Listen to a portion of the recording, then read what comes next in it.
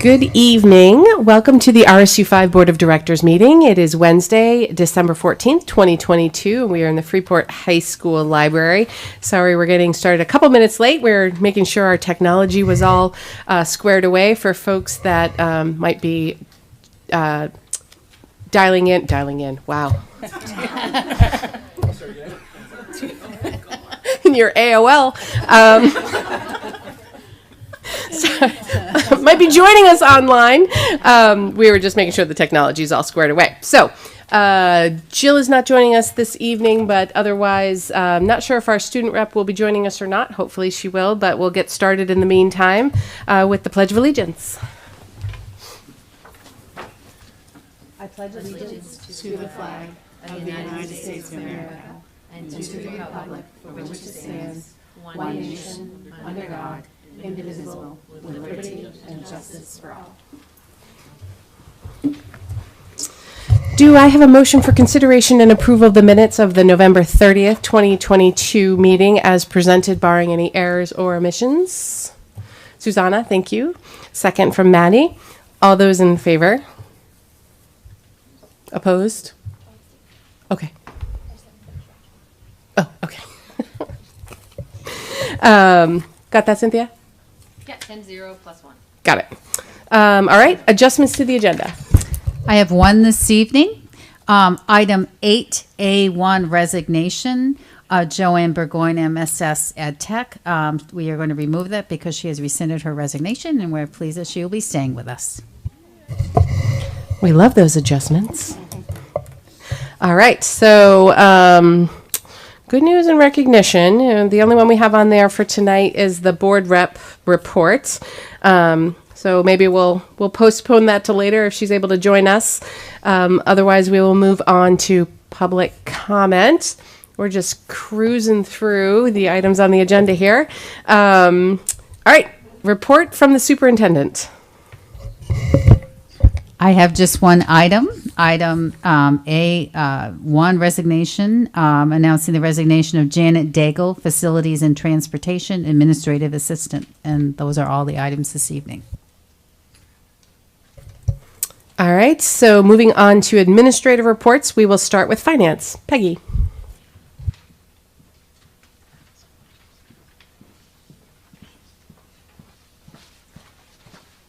Good evening. Good evening, everyone. Typically, we'll have a finance committee in between our meetings, but where the agenda falls this way, we just had our finance meeting tonight, so they'll report out on that at a future meeting. But in your packets, you have the November financials. And again, I'm feeling really good about where we're standing. 42% of the year is gone. 39.1% of the revenues are in. And we've spent about 30.5% of the budget so far. So things are looking good and cooking right along, and hoping things stay nice and smooth. So, Questions for Peggy? Great, thank you. Thank you. All right, moving on to technology goal review. Gail.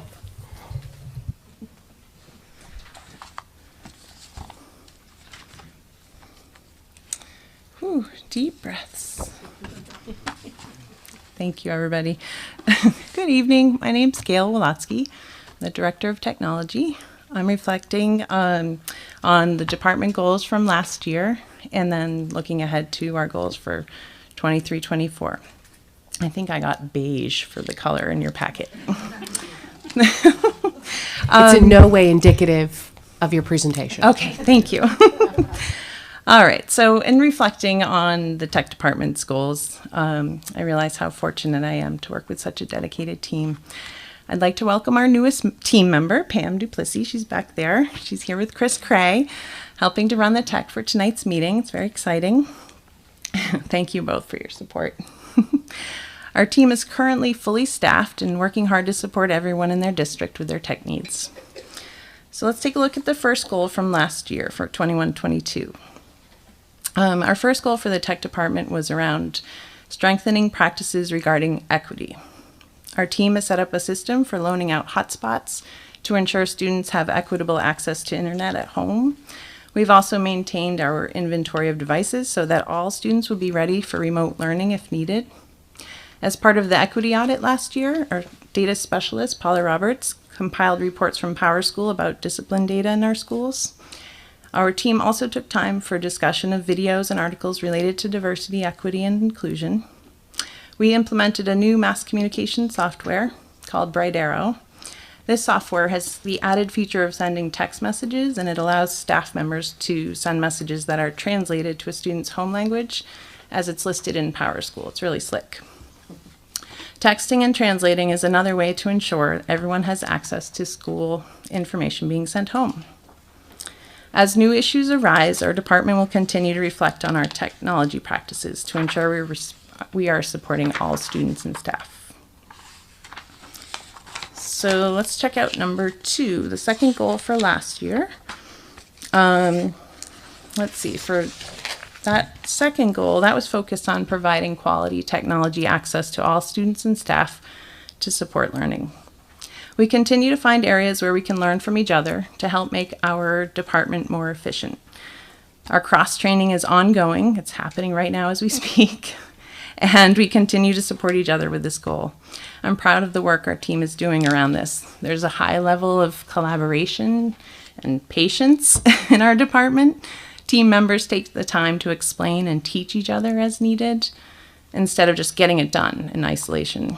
I can honestly say we all are learning something new every day, as it should be. Another action step for this past year's second goal was to improve our network and security. We are almost done updating network equipment across all schools. However, there's still some pieces impacted by production delays. New England Communications, that's the vendor that's providing this equipment for us. They're keeping us posted regularly on when we can expect these remaining items to arrive. The good news is that the equipment we are waiting to replace is completely functional. The most important piece of equipment we installed this year was our updated firewall, which we were able to purchase with the help of E-rate funding. This device monitors and helps to filter our incoming and outgoing network traffic. We also purchased a unified threat management for the firewall, which combines several security features into that one device, such as anti-malware, antivirus, data loss prevention, and intrusion prevention. The final piece of this second goal was around forming an infotech team with representatives from each school. I've been fortunate enough to work with PLCs across the district to make connections and get a pulse on tech needs. We're in the process of supporting teachers as they learn how to use Bright Arrow, the mass communication system that's integrated with PowerSchool. However, I've yet to form a team that meets regularly for this purpose. I had big dreams for this, but I've narrowed the focus down of this team to be around computer science integration, which I'll discuss more when I share our department's future goals. So that's kind of my reflection on the goals we had for the department for this past year. I wanted to stop and see if anybody had any question about either of those. Have we seen a need for the hotspots and the added ability to get access for students? Have we seen an increased need for that for our new students that joined us this year at the Best Western in Casco Bay, or is there Wi-Fi sufficient for the students? Surprisingly, I thought we would actually need to bring on more hotspots than we have, but we've been good with, I think we have 16 in rotation, so, and they're not all for just that population. So, yeah, so we're actually in good shape right now. Thanks to Cynthia for helping with the funding for that too. So, yeah. Susanna. Thank you very much. I was just going to thank you for the hotspots and also the language translation, because I know those were two things that I'd been concerned about especially with the pandemic and, knowing that I don't get cell access at my house and there are other parts in town that is a problem. Right. So I just want to thank you for both of those. Absolutely. Colin. I really appreciate all the updates and love what y'all are doing. I'm just, I guess I'm just curious on the updating of the firewall and the acquisition of the unified threat management. I guess just asking, do you all feel like you have what you need on that? I've just been, I'd reached out to Michelle, I think, earlier in the fall, just because there have been a number of schools that have received a lot of data breach and ransom ware threats. So I was just curious if you just feel good about where we are with that in terms of the new software that we have. Well, it's definitely something that I'm concerned about because there's so many unknowns, right? But I do feel like we have a solid, our firewall is in the best right now. Like we got the most current, and so I'm feeling good about that. And in the future goals, I'm going to talk about some of the other things we're doing to try and help us feel good about the cybersecurity piece. There's never enough that we can do. So there's nothing that I'm like, oh, I wish we could buy that. So I hope that answers your question. Okay. We good? All right. Cruising along on this beige packet to page 3. Note to Ginny, she wants a fun color next time. I know. Write it down. All right. So this goal is related to safety and accessibility for staff and students in RSU5. Our department is in the process of supporting the tech needs related to the Student Threat Assessment Team led by Dr. Sellers. I'm sure you'll hear more about that after me. Dr. Sellers invited me to be on the district STAT team, and this has helped me be in a better position to support this team from the tech side in terms of training and the integration with PowerSchool and software implementation. Another safety piece is around our students' personal information. Whenever we use software that collects data about our students, it's important that we know if our vendors are adhering to recommended guidelines. Our department's working to add signed student data privacy agreements for all the software used, which is like a big goal. This is gonna be a long-term goal. This will be an ongoing process as new software is implemented. TEC, which stands for the Education Collaborative, is a member of the, more acronyms, of the SDPC, or the Student Data Privacy Consortium. TEC provides a service to our district and many others across New England to help obtain these privacy agreements from educational vendors. TEC does the legal legwork for the districts who are paying for this service. I think it's like 270 districts that are a part of this collaborative. Our job is to figure out, the tech team is to figure out which software products are being used in the district and then to formalize the student data privacy agreements with each vendor. So we did the onboarding for that a couple weeks ago, and I'm really impressed with tech and how supportive they've been. And they've done a lot of that legwork ahead of time of getting different vendors. So I was able to go in and just click away at the software I know we use and just, add an agreement, and it kind of automatically adds us to that agreement, which is really nice. And then for those pieces of software that are not already being used by another district and they haven't pursued a vendor agreement yet, then they will do that for us. So I just put in a request and then they do that work. So it's awesome. It's very similar cost to what we were getting with Drummond Woodsum. It's the same idea, but Drummond Woodsum has backed off from doing the student data privacy agreements, and they said, hey, you should try tech. So that's how we ended up with tech. The last action step of this first goal is around digital accessibility and making our new website accessible for all individuals, including people with disabilities. Our new website's now hosted by the company, it's called FinalSite. FinalSite has training on digital accessibility that we'll complete so we can learn how to use the tools provided with the platform. These tools, such as the accessibility checker, will help our website be more accessible for all. After going through the training, I plan to adjust the settings and take the recommendations given by their scans to make sure people can interact with our website as needed. All right, so any questions on the first goal before we move on to the second?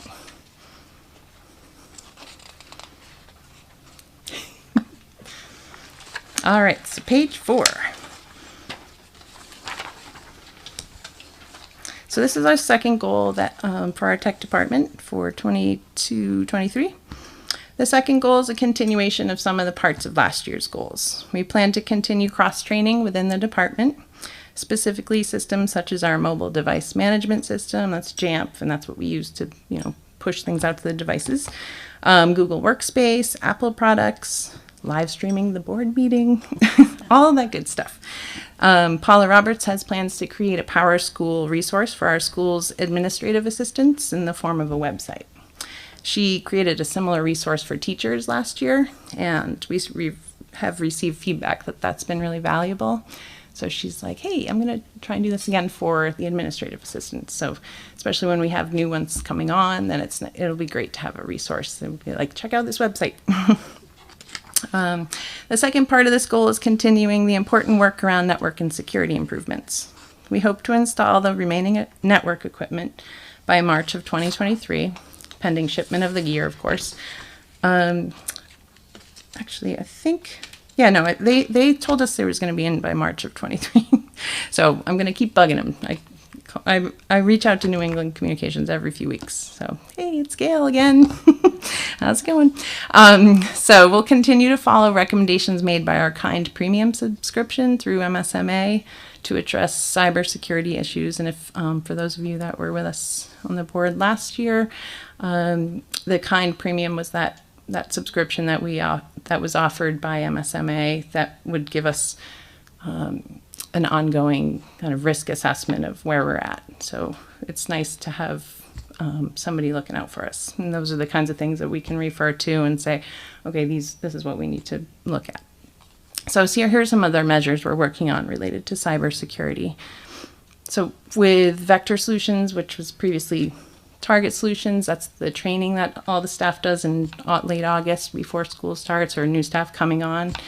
We've added another mini course to that, and that's for cybersecurity, which is great. So we'll have that each year. That training will be a little reminder each year about what they can do when they're online to make sure we're all being safe and protecting each other and our students. We've set up multi-factor authentication for all of our staff with Google accounts. And I have a feeling the insurance will ask us to do that for more than just Google. Right now they said Google, but I think like, for other accounts like with Microsoft or Adobe, that I see that coming down the line. But right now we've started with Google. The Meta committee, which stands for Maine Tech Directors Association, I'm part of that group. And Meta commissioned Drummond Woodsum to create a data incident response plan for its members, which is great that they put all that legal wording together for us. So we will be able to put that into place, and I'll share that with the board too. And I need to talk to Cynthia about how we put that, make it official. Then we are also I'm hoping to get an annual anti-fraud training, like phishing awareness and watching out for scams, and plan to expand that from just doing that at the new teacher meetings to all staff on an annual basis. Although I must say, everybody's been really good about when they get a phishing email, then I get to see a lot of them because they'll take a screenshot and send it to me, and then I can go in and block that address. But there's just a lot of it, and the other schools are seeing that too. So, and Meta is also putting on a security workshop in March. Oh, that's the date that was wrong in here. On my paper it says January, but it was recently pushed back to March. So I've also invited our new facilities director to attend that because it's actually a physical security workshop, but it kind of ties in with the cybersecurity too. And the final part of this goal, I think you have to turn the page. Last page. The final part of this goal is around the CSI team. So remember, in the reflecting on this past year's goals, I didn't quite manage to get an infotech team together. So this is where I was saying I'm going to talk about narrowing the focus. So the CSI team, CSI standing for Computer Science Integration, will be related to the grant we received this fall. RSU5 received a federal grant for $95,000, which was super exciting, to purchase robotics and coding kits for all 6 schools. Principals have nominated a teacher to be a CSI educator, and these teachers will participate in training throughout 2023, so starting in January right through December. That training is provided by the Department of Ed. And this training will help the CS educators encourage and support teachers at their school to integrate computer science into any content area at all grade levels. So the people that are on the team, the CSI educators that were nominated, happen to be the STEM teachers. But they are, and I'm also on that team as well, but we're all excited about trying to get other staff members, other teachers excited about bringing coding and robotics into their curriculum and helping them find ways to supplement what they're teaching, not add on to it, but just make it more fun and learning computer science as they go. So that's that. Any questions about the second goal? Maddie. Thank you, Gail. Sounds like you're busy with a lot of fun stuff. Yeah. The last, the CSI piece, did you say, is that through all grade levels? Yeah. Yes. Awesome. Yeah. We got, I think it was 19 kits of computer science robotics kits. And there's some Legos in there and Spheros, which are those, I don't know if you've seen them, but they're spheres. They're robots in the shape of a sphere. And some indie robots, lots of really fun stuff. And they're all at different, geared towards different age levels. So we were able to, when applying for the grant, which Cynthia helped me with, thank you. In applying for the grant, we were able to reach out to the schools and say, hey, which one are you interested in? And then they were choosing the ones that they felt would be most appropriate for their grade level. Yeah. Where are we in the MLTI cycle? I feel like it's been a while since we've... Yeah. With MLTI, so this is 2.0, right? And so 2 years ago, the last year is coming up this next year. And then we don't know, is it 3.0? We're not sure. 2.1? I don't know. So we don't know what the update is. We just know that it's status quo right now for this coming year when we talk about budget. Then they, I don't know if you remember, we had to choose, we started with 7th and 8th grade, and then we had to choose an adjacent grade level for this current year that we're in. So we chose 6th grade. So all those 6th grade laptops were replaced this year. And so next year it will be 5th grade. We don't have we have to go to 5th grade. So that will be Chromebooks for our 5th graders. So after that, then it's unknown. No, we don't know. We haven't been told. Yeah, I can't wait to find out. I can only imagine. Yeah. Any other? Yep, Beth. I just want to say I'm really excited about the computer science grant. I think that's fantastic. And to integrate it into all kinds of things, not just because, just speaking from my own experience, I have a kid that is now graduating as a computer science major. And, she's just didn't really discover computer science until college just because of, I know there's coding clubs and things like that, but I think it's harder when you have to sign up for a club or you do something, but if it's just integrated in, then everybody's sort of getting that experience. So thank you very much. I'm really excited about that. Yeah, I share your excitement. All right. Thank you, Gail. Okay, thank you. All right. Our next, and I think this is our last goal review. Is that fair? Is that right? Okay. Last but certainly not least. You have a question, Maddie? Oh, hi, Tegan. So when we finish the administrative reports, I'm going to jump back to your good news and recognition. Hopefully you weren't, just trying to avoid that part of the agenda. No. Oh, no. It is cold out. It does get worse. So just be thinking about that. We're going to pop back to you after June. June, welcome. All right, thank you. Good evening, everyone. So I think you all have a copy of the goals. So we'll start with the reflection of 21-22. So I put together this reflection with the help of the instructional strategist. If there's any specific questions, I may need to go back to them to confer, and I'm happy to provide follow-up with you all at a later time. So starting through the goals, the first was strengthening and aligning social and emotional systems in order to build student confidence and independence in the least restrictive environment. So evidence of effectiveness. So our PATHS curriculum was purchased. That's a social emotional learning curriculum. And so that was based on the assessed need to provide specially designed instruction to students with disabilities in grades K through 5. Ensure a consistent, systematic developmental approach for enhancing social emotional learning. and using consistent terminology throughout the grade levels with students in regard to social emotional learning. The goal for 2022 was to use the PATHS curriculum consistently in grades K through 5. So the evaluation of the implementation did reveal that the PATHS curriculum is in use at Durham Community School and at Pownell Elementary School. One kit was purchased for Moore Street School. PATHS was not currently in use at Mass Landing School. So in terms of assessing the effectiveness of the social emotional learning instruction at the middle school level, Durham Community School and Freeport Community School is using everyday speech, which has a social emotional learning component. Durham Community School was also using middle school smarts and mind up curriculum for social emotional learning. In terms of the second year of providing courses for social emotional instruction at Freeport High School, the course interpersonal learning is being taught, was implemented and is still being taught in the Choices program and with great success.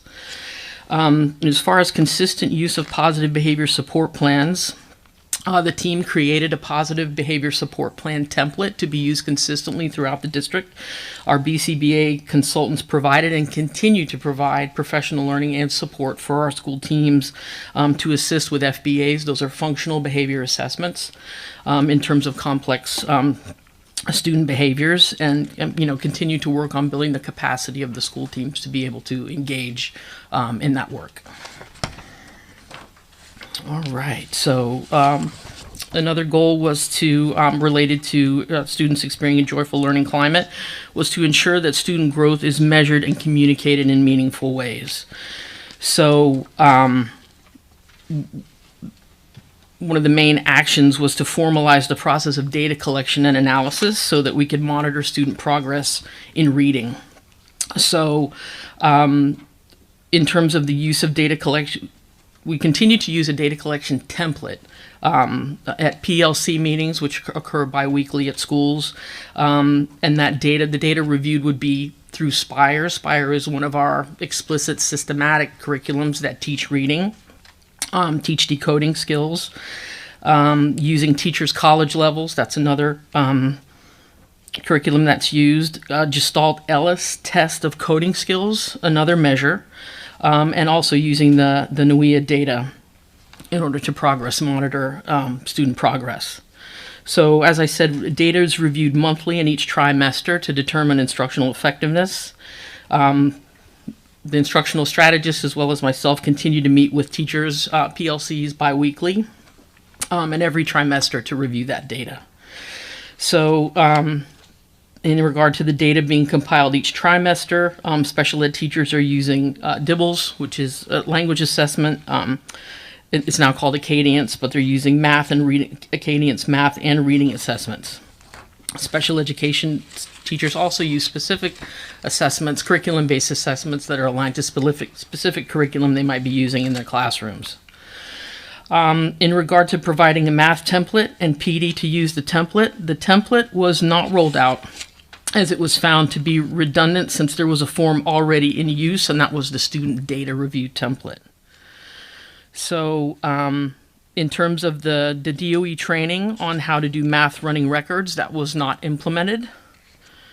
In regard to Lisa Demick's consultation to special ed staff on math content and progression, that is in progress and ongoing and very well received by school staff, and very, principals have been extremely complimentary about that opportunity for their teachers.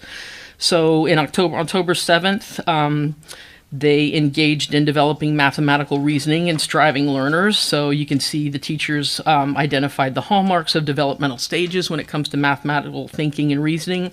The teachers explored tools and strategies to advance student stages of development. They reviewed numeracy and progression of mathematical reasoning. They just explored tools and activities and routines to build numeracy, and they did an analysis of what math support looks like in RSU5. So they engaged in kind of a workshop activity. They engaged in grade level unpacking in groups to better understand the upcoming units. They reviewed the K-5 EM4 unit progression and analysis of implications for students with shared time between settings. And that's from general education to resource. So they also reviewed curriculum materials and student performance data to determine the next steps. So in terms of determining appropriate interventions to teach math students in November 10th, they also engaged in a second professional learning in the series, which was addressing specialized language challenges in mathematics. So the teachers analyzed their curriculum materials and upcoming lessons to identify and troubleshoot challenges for students that struggle with language and mathematics. So in addition, in terms of providing PD on the above resources to identify those IEP math goals, the math professional learning sessions addressed exploring roadblocks, 3 levels of vocabulary contextualizing of mathematical contexts, expanding supports, cracking open number stories, sense making before solving, numberless word problems, sorting and classifying by type, and storytelling student-generated number stories. Any questions about the reflection? Oh, we'll go down the line. We'll start with Maddie. Thank you, June. Sure. I just, in the first goal, you said that PATS was not in use at Mass Landing School, and I'm just wondering if why that is, and if that's a problem, if the goal is consistency. Yeah, I mean, I can definitely kind of delve in to why it wasn't in use at Mass Landing. They may be, I know they use responsive classroom and rely heavily on a responsive classroom, and they may have deemed that it wasn't, something that they needed to add in, but I could definitely provide a follow-up. Trying to gauge from you whether or not that was highlighted in your experience as a problem, and it sounds like not necessarily. Not necessarily. You're welcome. Well, look at that. Thanks, Maddie. Everyone had the same question. I think Beth and I have the same question. Is Lisa Demick still doing, is she consulting? Yes. Oh, I didn't know that. She couldn't stay away. I watched your reaction. Any other questions for June on the last year's goals? All right. Okay. All right, so moving on to the 22-23 program goals. So I want to say, when it comes to reviewing and discussing these goals and beyond, if I was ever asked about the first things I would change in a district or school if I were to be put in charge, my first answer would be nothing. The first thing I would do, and what I have done, is try to understand the culture and strengths, not only of our organization, but of each staff member. So, I try to lead based on people feeling valued. So in my experience, if people think you're coming to fix them, you're generally in for a rude awakening. So if they know you value them and want to help them grow, they'll be more open to embracing new ideas moving forward. So that's the way that I've approached these new goals. So these goals are grounded in a spirit of continuous improvement, and they're based on listening to special education teams, listening to principals, recognizing the amazing talent and good work that's being done by our special education teams every day, and recognizing the previous leadership of Director Bonnie Violet, who's highly regarded in the field of special education. So the first goals are centered on identifying and convening stakeholder work groups for the functional life skills and behavioral programming, with the objective of restructuring, improving, and enhancing those programs. And this means deciding what to keep, what works, what needs to be adjusted, what we don't want to keep, and adding some new evidence-based and progressive practices to those programs. So our programs, specialized educational programs, we have a functional life skills program, which I think it talks a little bit about kind of rethinking that, rebranding the functional life skills name, but that program is at Moore Street School, Freeport Middle School, and Freeport High School. We have a behavioral skills lab at Moore Street School, that's our K through 2 school, and we have our choices behavioral programming at Durham Community School, Freeport Middle School, and Freeport High School. So looking at that the first goal, for our behavior programs, our choices, we have our choices program, our bridges program, and our behavior skills lab. So this would entail reviewing and updating all our internal behavior program documents in order to ensure a through line, to ensure continuity of programming and consistency of care throughout the programs K through 12. We want to make sure that our programming is humane, that it's compassionate and effective. We want to make sure that the philosophy and approach is trauma informed and trauma sensitive. And we want to develop district-wide expectations for adult interactions with students in response to student behavior that are collaborative and proactive, trauma sensitive and trauma informed, and function sensitive and function informed. We also want to make sure that our approach honors students' right to body autonomy and honors their right to communicate, whether it's through vocal, sign, or technology, their refusal or rejection of undesired objects, actions, or events. So, our walkthroughs of the programs, the needs assessment is in progress. So we're looking at domains of classroom culture and environment, instructional delivery, content area literacy, and a multi-tiered system of supports for students that are in these programs. All right. So, in terms of our behavior programming, I mentioned we have a behavior program called Choices, one called Bridges, and we have a behavior skills lab at Moore Street School.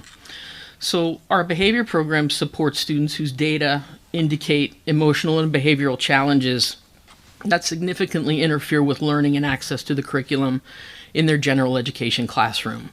So that behavioral programming is recommended when data shows that a student requires explicit, specially designed instruction in a focused small or very small group or one-on-one on a regularly scheduled basis in a separate classroom to learn and practice skills and strategies with minimal distractions. So our behavior programs provide a continuum of support and a safe learning environment for students whose IEPs specify specially designed instruction for social emotional learning as a direct service, and students who require side-by-side coaching, modeling, prompting, and processing and problem solving in the moment, and also require an individualized schedule of reinforcement relative to demonstrating behavior that is safe, respectful, and responsible. So the design of this environment includes predictable routines, related services and therapies, and low adult to student ratio to meet learning independent functioning, behavior, and communication needs, and ensure supervision to ensure safety. So any questions about the behavioral programming? That's a lot. Jen? It is. My question is, just as you were talking, that was a great overview. Is the plan for kids that are in the behavior program to move back out of the program? Like, how does that work? Rather than, so they're not. It's not like you get put there and you're kind of there forever or there for the whole year. So how does that work? How do they move back into general regular classrooms? Correct. So the goal of that program, of those programs, are independence. So again, talking about those schedules of reinforcement, using strategies and approaches to behavioral change that build on a student's strengths. Using their interests, kind of positively manipulating environmental variables in the classroom, to bring about that positive behavior change. So the continuum is fluid. So students may need to be in there for most, all or most of the day, but the goal is to move them back and to give them opportunities to participate in inclusive settings, probably with adult support for a period of time. But what we're looking at is where are those skill gaps, right? When it comes to social emotional learning, really targeting those skill gaps, giving students opportunities to kind of work through any behavioral challenges they're having in that small group setting, and helping them generalize it to a general education setting with support, and then ultimately independence. So we've had a very good, starting with our program in K2 and moving on to, our programs in 3, 5, 6, 8, we do see that very good results when it comes to facilitating students' independence. But that's the goal, is to get them there, and using those schedules of reinforcement and direct teaching. You're welcome. Kelly. Yes, thank you for your comprehensive overview. Sure. I'm curious, as we've been listening to some of the other principals talking about their what they've seen so far this year. It sounds like a lot of the schools have been experiencing an increase in some social and emotional learning challenges in their student populations. And I'm kind of wondering if this might be informing some of the changes or shifts that you will be thinking about as you look at any potential changes in this, in your goals or in your strategies. So I think the answer to that is yes. I mean, there are just a number of stressors out there right now for students and families. Improving our continuum of supports for students, everything from, we have students who are identified as eligible for special education services who are experiencing anxiety, somatic symptoms, depression. So working with our school social workers and kind of expanding their repertoire of skills is something that is on the horizon. I don't have that explicitly called out in these goals, but that is part of our kind of build out in recognizing that, schools really are tasked, during the 21st century with addressing students' mental health needs. So those needs are definitely out there. Our social workers recognize that, our school counselors recognize that. And that's one thing we'll be working on in professional learning, is to, like I said, build up their skill set in terms of, recognizing, students' mental health needs, thinking about even maybe educating some of our students in mental health first aid so that they can recognize these signs in their peers. And I don't, have that explicitly in these goals, but to answer your question, yes. Thank you. You're welcome. Maura. Thank you so much for this information. I'm really excited about this goal. I just wanted to ask, in terms of convening the work group and then some of the resources that you're going to create and just the description of the things you're going to examine, is there some sort of existing resource you're going to use, or evidence-based approach, or I know you bring a wealth of your own background and professional knowledge, but I'm just curious about that. Thanks. Right. So one of the tools that we're using is the essential elements for structured settings. So that's an observation tool. It's really a needs assessment tool that's meant to be used with school teams, with teachers, to look at the elements of their classroom. I mentioned it: classroom culture and environment, instructional delivery, content area literacy, and multi-tiered system of support. So it's a pretty nice document that lets us work directly with school teams to look at bright spots, things that are really in place, look at opportunities, things that we might want to, working with a teacher and a school team, start to add if there are things that we don't see that we want to have, structures that we want to have in place that we know that evidence shows, get results when it comes to a highly structured program for students that require that level of programming. So we do use the Essential Elements tool. That's a tool that I brought with me from Florida. When I was at Orange County Public Schools, we used that system looking at classroom culture and environment, content area literacy, to establish those structures for students that really respond well to a routine structured classroom. So that's the tool we're using. And that needs assessment is in progress. Convening the work groups, that's going to start in winter and spring of 2023. So we're all have identified individuals that are going to participate in those work groups, and we'll move forward with that.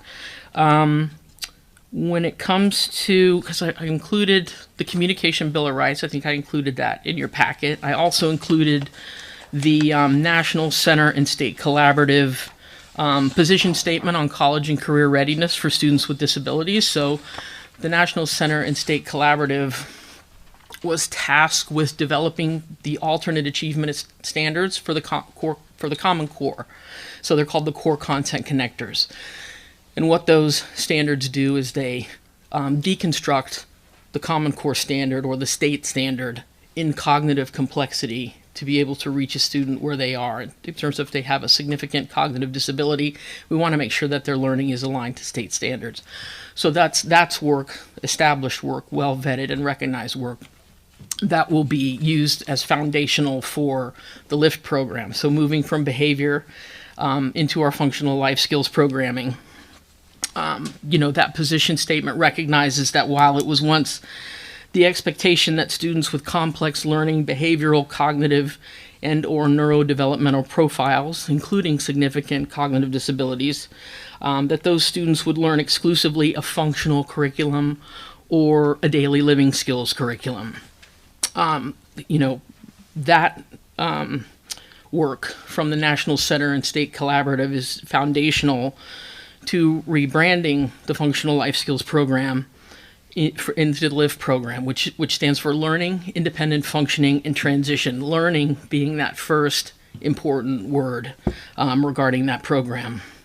So it represents a shift away from educational programming that presumes that learning and behavioral characteristics are based on a student's diagnostic label. So it also represents a shift away from the way students with those complex learning, behavior, cognitive, or neurodevelopmental profiles typically spent their school day, which was working on functional or daily living skills, and it puts the focus of their educational program solidly on standards-based learning. So the LIFT program philosophy is based on the fact that there's no way to determine how much a student can learn without instruction. We're not going to base that on their disability label, the amount of instruction that they get. The belief that when a student is denied an opportunity to learn academic content aligned to state standards, due to a particular disability label, for instance, an intellectual disability, the student's educational opportunity is being limited.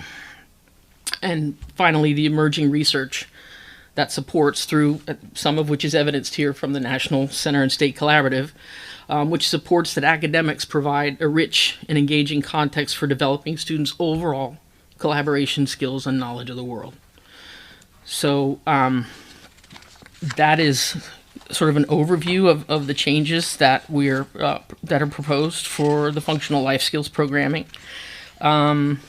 We have, again, those work groups are going to be convened winter and spring of 2023.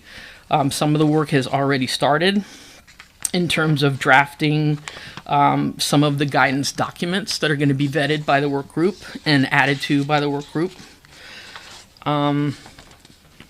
Any questions about functional life skills? Maddie. Thank you so much, June. Sure. It's nice to get to know you a little bit better through all of this. I'm struggling to keep up. I was delighted to hear you begin by talking about coming in as a leader and observing and getting to know folks first. Because even before hearing you speak, it felt like what I was doing my best to make sense of represents some shifts. I mean, respectful of what's happened, but I mean, you talked about some progressive shifts Right. that seem great. I mean, I don't know anything about this field, but it all sounds great. So I just would like to know, how's it going? What's the buy-in look like from your staff, to the extent that you feel comfortable sharing that with us? Right. I hope it's going well, because it sounds exciting, and I hope they're excited, and whatever you can share with us about that would be nice to know. Absolutely. So as I said, much of these, much of the, the substance of these goals comes from listening to our teachers, from listening to our principals, from the instructional strategists. What I can say is, meeting with the teams, they are, they're wanting our programs to grow. So that's definitely something that's palpable, when I meet with the teams. They want to know what I'm seeing. They ask me questions, how do you feel about what we're doing? Is there anything you want us to change? So, I would say that, these goals are definitely collaborative goals. This is sort of a shared, vision among the members of the team. So I'm feeling pretty good. I think the teams that have, are excited about convening the work groups and getting started in this work. We're feeling the need to move more towards restorative approaches, to behavior change, working on collaborative and proactive solutions, helping students understand how their machine works, in order to, just get more joy out of their human experience. So that's definitely, I would say, a really solid element of, the direction that we're going, certainly with our behavioral programs. It's unironic that our behavior program is called Choices, because that's one of the things that we want to do is we want to bring about positive behavior change for these students, behavior change that allows them to participate in society in ways that give them the most choices. And that's, the teams are very energized to do this work. You're welcome. Colin. Yeah, thanks so much, Jim. This is really I'm with Maddie both on the excitement side and also the keeping up side. So I'm going back to the first part where you were talking about the review and evaluation of the specialized programs, and I'm just curious if there's a simple way to break down why certain programs exist at certain. It seems like they're at the same certain programs exist at Durham at the same level as at Freeport or Pownell, and yet they're different programs there. Is there an easy way to understand why those differences are there? Does it have to do with the very, very particularized needs that have been identified, or does it have more to do with the certification or staff training, or is there another way to understand that? So that's a very interesting question, and I don't know that it has an easy answer. Generally, when a program is placed at a certain school, it's in order to really focus resources, rather than, having resources sort of splintered where, we have maybe, one or two students with certain needs. I can tell you that that's a burning question right now among the principals as we kind of delve into this work, and among the school teams. There's a recognized need. What we want is to the extent possible, for a student with a disability to attend the school they would otherwise attend if they weren't a student with a disability. That can be difficult when it comes to resource management. But that is part of what the work group is going to look at, is that through line. For instance, we have the Behavioral Skills Lab at Moore Street. We don't have a behavioral program at Mass Landing, but we have, students generally, if they're in, grades, Durham Community School has a Choices program, which is a more intensive level of behavioral programming than the Behavior Skills Lab at Moore Street. So if they had really intensive need, and that's based on data and evidence, they would go to Durham. So to answer your question, that's one of the things that we recognize is we really need to the extent possible, make sure that we're looking at this systemically and having the programs in place and maybe not sending students completely out of community for certain types of programming. So that is something that will be on the table and something for us to kind of analyze and troubleshoot in terms of the work group's work. That's really helpful. And there was also you answered the question that was hidden within the question that I didn't know how to ask, which was, yes, if there was an identified need at Moore Street, for example, and yet then going on to Mass Landing where there was not that resource available. So you answered that, yes, they would be indeed able to access resources by going to Durham. Yes. My second question is, we received in our parent and guardian feedback last spring, we got some feedback that I think we had a little bit of a hard time analyzing, but that was specifically around the programming that was being offered to special needs kids. And I was just curious how much you've either been given any of that information or sort of given that feedback, or how much sort of parents and guardians have been part of the conversation in terms of sort of maybe making some of these adjustments or thinking about how their kids are being served. So I don't know about any specific instances about parent questions about how their particular children were being served, but I do know that it was brought to my attention that there were questions around parent communication regarding students with disabilities. So the goals aren't represented here, but I did submit some goals on another document that the superintendent created related to parent communication. I don't know if that, I can share those, but I don't know if that answers your question directly. Does anybody else remember what I'm talking about? That we on the maybe it was just the private communication that parents have with me in my mind. This is my favorite part of the meetings when Colin goes, does anybody else remember this?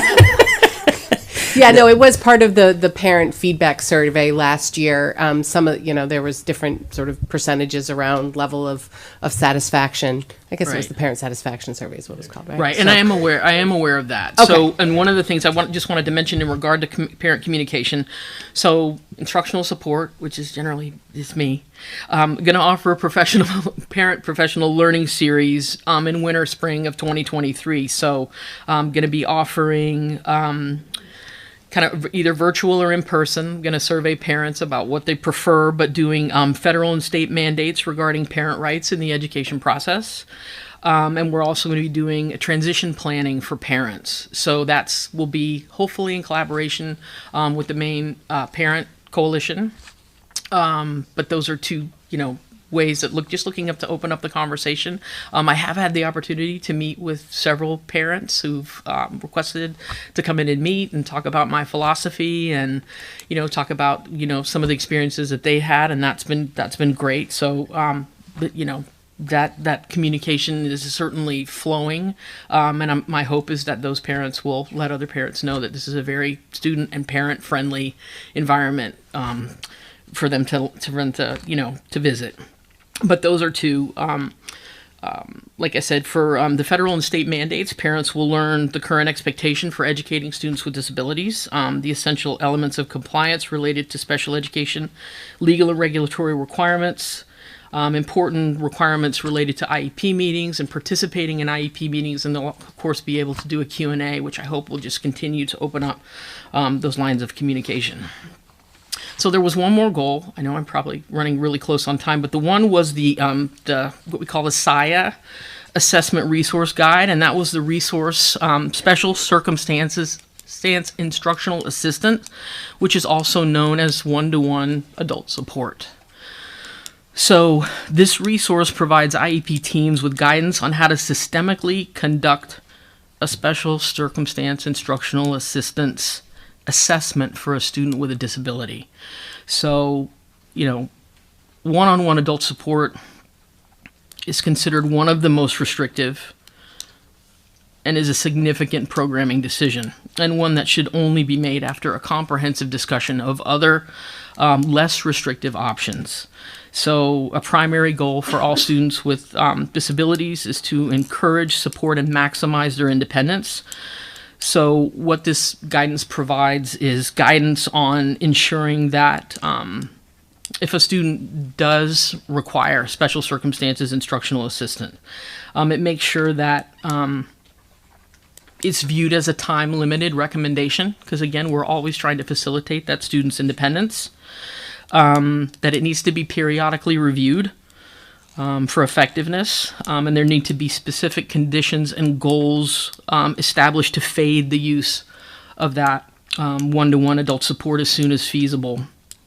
So in that process, that emphasis is placed on school and parent-team collaboration. It's not a unilateral decision by any means, but it uses, in order to determine the appropriateness of that one-on-one adult support, there's a rubric that uses a scale to assess the student's level of need relative to their health, medical, or personal care, their communication needs, their need for behavior support, their need, the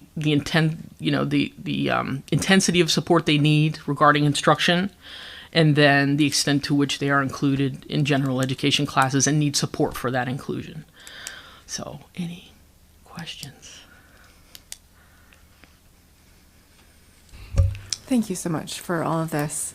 I'm remembering back in September when you first spoke in the school board meeting about staffing shortages, specifically ed techs and special education. Can you give us an update on this? So yeah, we can give you an update. So we're in pretty good shape in terms of being fully staffed. Moore Street still continues to have vacancies. We had a resignation that was rescinded, but we did have another resignation, which we are looking to fill. So we've had 2 interviews this week. We had an interview, I think, a week prior, and we have offered. Well, actually, we've moved the candidate forward for nomination. So that is in process. But Moore Street does, still continue to need to continue to have those vacancies. But other than that, I can say we've had a few new students move in. So we've had some students, a new student who came to Mass Landing, 2 students coming to Freeport Middle who also require adult support based on their previous programming. When they come in, we're required to provide comparable programming. And these were students who did have adult support. So the school is able to kind of shift resources until we get that position filled. So things are, stable there. But we do have those 2 vacancies currently, one in the pipeline to be filled, but those additional vacancies at Moore Street. But other than that, we're in pretty good shape. So on the heels of that question, this might not be a fair question, but I'm curious how the new early intervention team is working across the district. I know early on in the year, due to the staffing issues, they were sort of reallocated as needed. But I'm curious if we have been able to get them where we plan to put them, Yes. and if so, how that's going. So they were just amazing in really just, plugging in where they were needed during that time of need at Moore Street. But they are back in their positions, back in the roles that they were hired for, and doing very well. I'd be happy to, provide an update, in regard to, generally how things are going. We have Kelly Rogers and Julie Nickerson are more directly overseeing of the work of the early intervention team. But they are back in the swing of things and doing well. Yeah, I imagine we'll see an update on that, because usually the budget process, when we've added positions in prior years, the upcoming budget discussion will include how did those new hires go, how did it work out, did we use them, did we not? So I lay that groundwork. Thank you. All right, excellent. You're welcome. So just finally, I don't know if there's any other questions, but I did have just a double-sided special education overview that I'm going to pass Colin, if you wouldn't mind passing them down. I apologize they weren't included in the packet, but it includes the members of the district special education team. That's myself, my administrative assistant, our school psychologist, and our two school psychologists, which we are very lucky to have, and our 3 instructional strategists. It also lists our speech language pathologists, our occupational therapists, our physical therapists, our school social workers, our school nurses, our early intervention team. It'll specify what schools they are at. It does list the special behavior programs that I talked about, functional life skills, behavior programming. And it also does list our special education child count by exceptionality, and then the special education child count by school. So I just thought that might be some data that you all might be interested in having. All right. Thank you so much. Thank you. Oh, Maura, don't go anywhere just yet. Sure. That sounds really helpful. Thank you. I was just wondering about the Communication Bill of Rights. I know it said in here disseminating it to staff. Yes. I was wondering if, and maybe this is a question for the board or Jean, if it will also live on our website, or if this is a document that should be shared with our community or part of a student handbook. I don't really know, but I like this. So Yeah. just wanted to bring that up. I love it too. Yep, and that'd be a great question for the superintendent. Maddie. I actually was going to wait on that, but I wondered similarly if this is something that should be enshrined in policy. It's a great suggestion. I fully support it. It is. It's a powerful document. Thank you all so much for your interest in this work. All right. All right. Thank you. Thank you. All right, we're going to hop back to Tegan. Okay, first I'd just like to apologize for being late. I don't think my 1999 Volvo runs well in the cold. But yeah, first I just wanted to start it off simple. There's kind of a cold going around, at least the high school. I'm not sure about the middle school. A lot of our seniors are getting into their colleges that they applied for. I've been seeing that everywhere. The basketball season started. The boys varsity, I think they lost their first game, but there's a girls and boys varsity games happening, I think, right now as we speak against Morse. So hopefully those go well. Today in our junior advisories, we made cookies, except my advisory, because my advisory leader unfortunately forgot to sign us up. But I heard all the other ones did, and it was really fun. We're doing a Spirit Week next week, which is like Christmas themed. So there's like a pajama day, and there's a day where we get to wear our snow gear, and I'm not sure what the other ones are, but I think a lot of people are looking forward to that. The midterms are coming up in January, which we are not looking forward to. And lastly, last week the ALICE program was introduced to all grade levels at the Freeport High School, and which is, as most of you probably know, the new Intruder program. And just based on what I've heard from friends and peers, I think the student body reaction is just overwhelmed. We've always been told to just kind of hide, and hearing all this, it's really new, but I think it's important. And I think the students are starting to understand that, but I just don't think a lot of them like understand that it's a real thing that's possible. So it's kind of just like, oh, we're throwing our water bottles now, like, okay, like. But yeah, I think that was just a big thing that happened last week, and yeah, I mean, not much has been going on besides that. Thank you. I'm sure your advisor appreciates you not throwing him under the bus by telling him his or her name. But I'm sure Jen's looking it up. Cooper Delois. It's okay, we love bring him. in He's cookies great. tomorrow. All right. Thank you, Tegan, for the informative and entertaining update, as always. So now we are going to move on to 9D, which is the MIAS. I always say it wrong. Is that right? MIAS? Okay.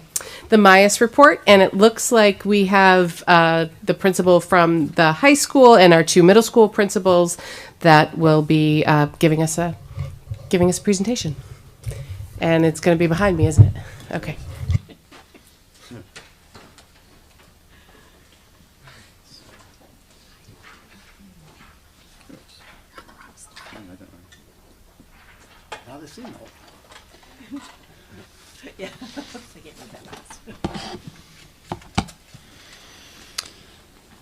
Okay, good evening, everybody. I'm Will Pidden. I'm the principal at Durham Community School, and Ray Grogan from the middle school, and Jen Gulko here at the high school.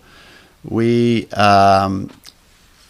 every couple of years, we, along with the 7th, 8th grade throughout the state, and then high schools throughout the state, conduct the main integrated youth health survey. It is a survey that is done confidentially. Families can opt out of it, but it's not something that we get to see. It's quite a strict sort of protocol in terms of how it's conducted. And it takes a look at a range of different youth health features in terms of bullying, violence, suicide, depression, tobacco, alcohol, marijuana use, prescription drugs, nutrition, physical activity, and sort of supports that exist around that. The survey is done, as I say, every 2 years.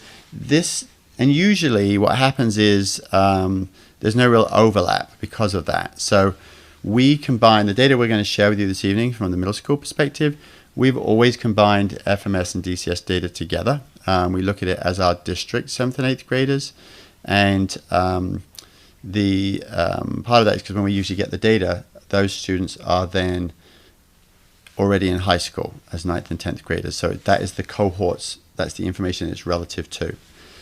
There was a delay due to COVID in terms of when this last testing occurred. So the middle school's data we're going to share with you today actually is representative of our current 8th and 9th graders.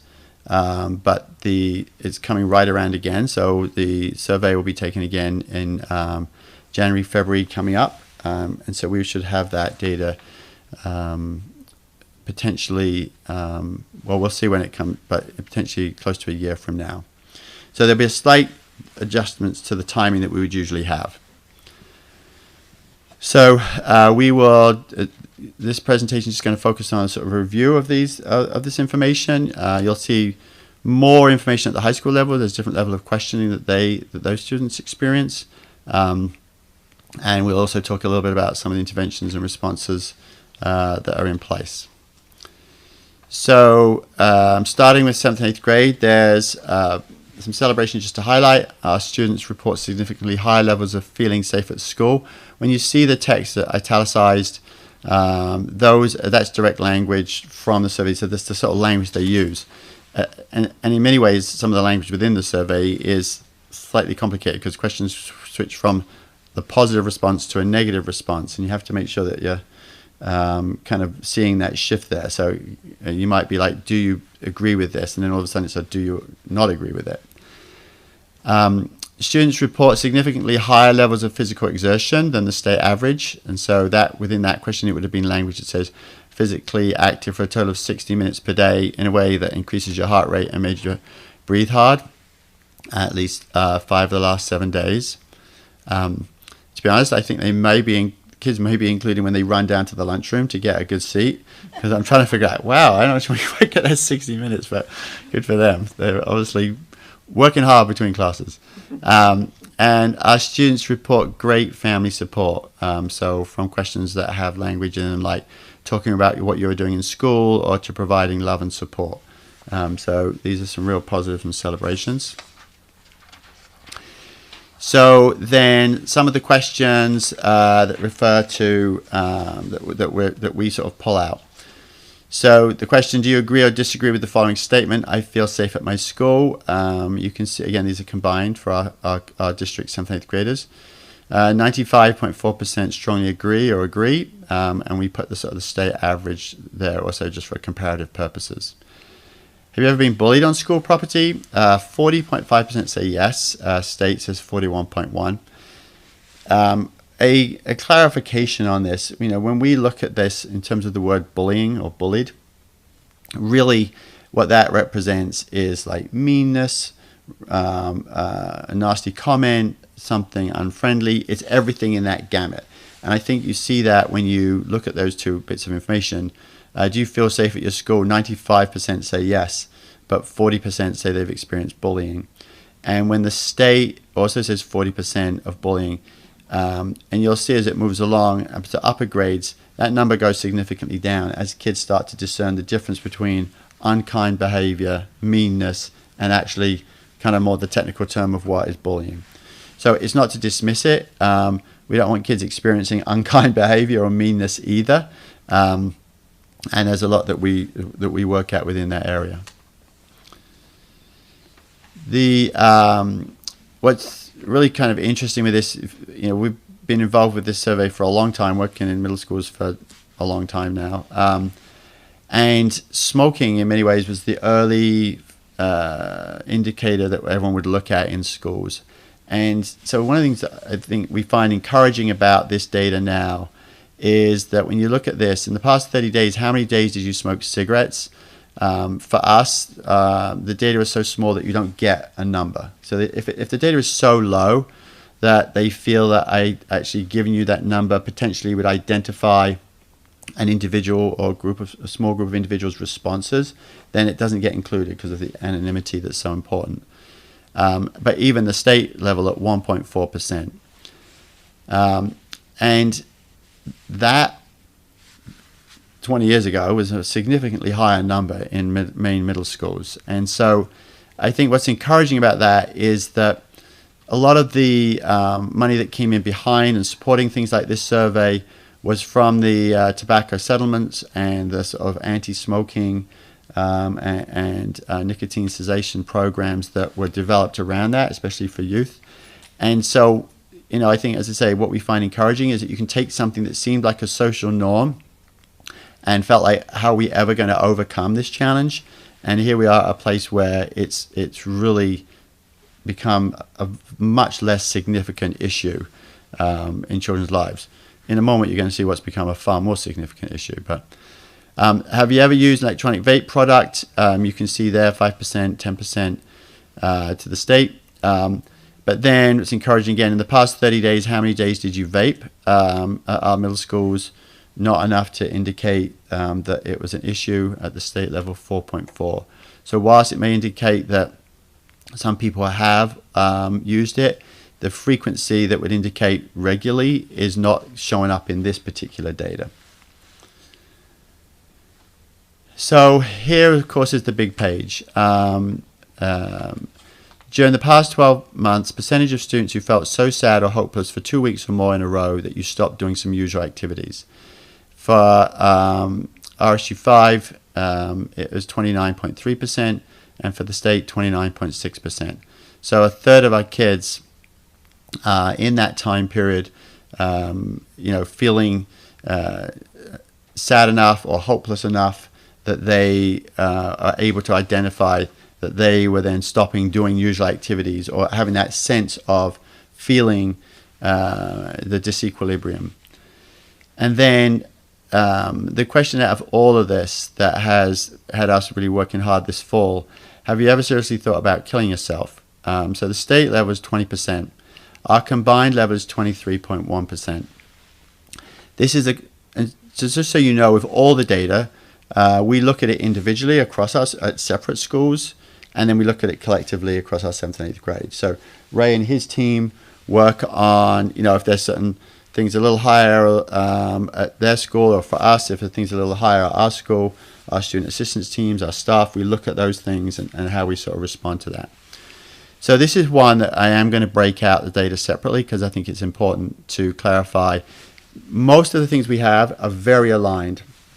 So it might be like 4%, 5%, and then we use the whole student ratio because it's about 2/3, 1/3 FMS to DCS to try and get that statistically in the right ballpark. But for DCS, if we go back to the last survey, that figure for us was at 16%, and that figure for us this time around was 29%. FMS, it had gone from 13.4% to 20%. So the state has stayed pretty solid. It's gone up a little bit from 18 to 20%. But we've seen a significant impact on that.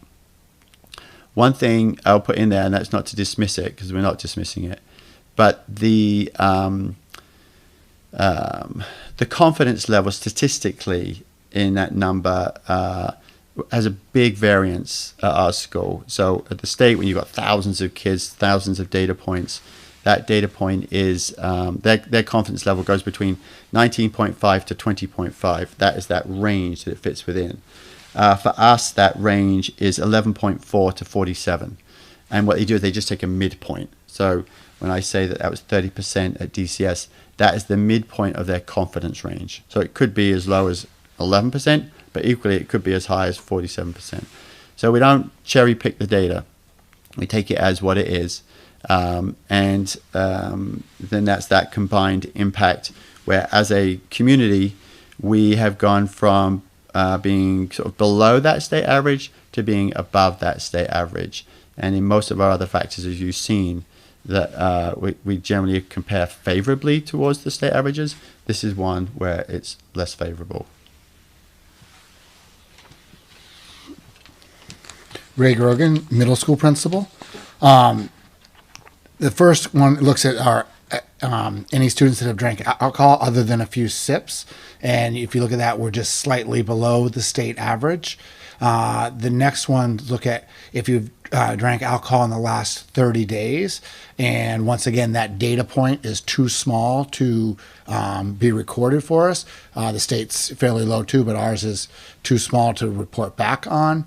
And then the interesting thing is, and this will come up later in the slideshow too, the last question there, if you wanted to get alcohol, how easy would it be when we're right there with the state average, where roughly a third of our kids said it would be easy to get alcohol at the middle school level. So the ease to get it is there, but the students that are choosing to drink it, even though it's easy to get, is very low with it, which was an interesting takeaway for us. Here, once again, have you ever used marijuana? It's, the data sample at Freeport Middle School and Durham Community School is just too small. The number of responses were too low to report that data.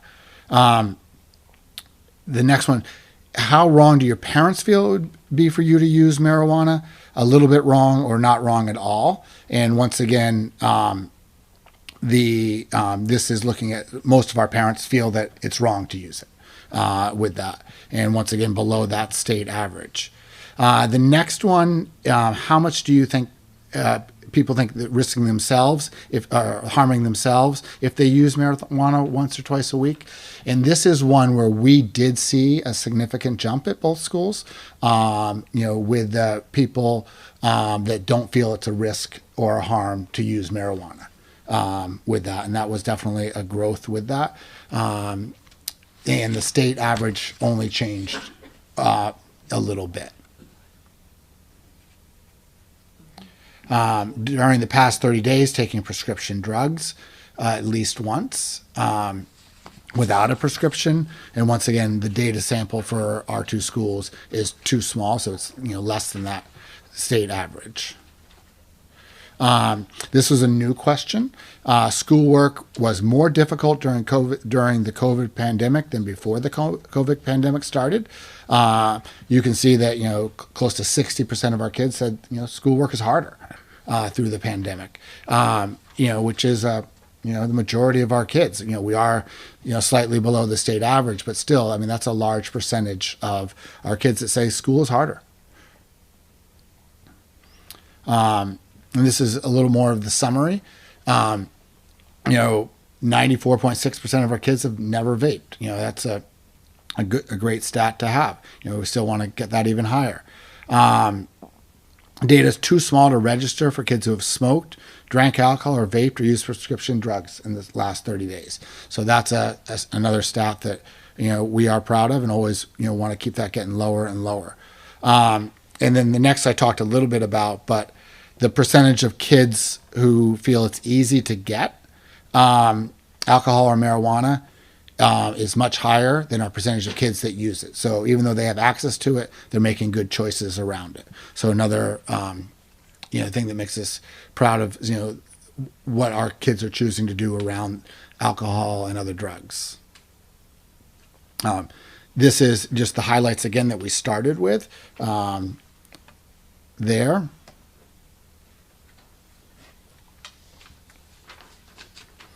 And then now kind of the next steps moving forward for our two schools. After looking at this data and looking at other data we have, continue to refine, improve our health and wellness curriculums along with our mental health supports for students.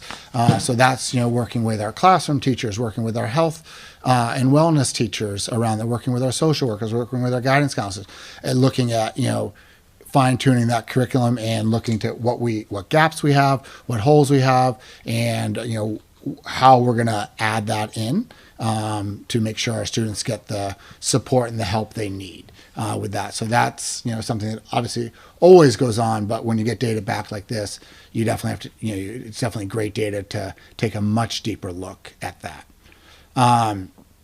The next is providing educational opportunities for all families to learn about the challenges of early adolescence and ways to support their children.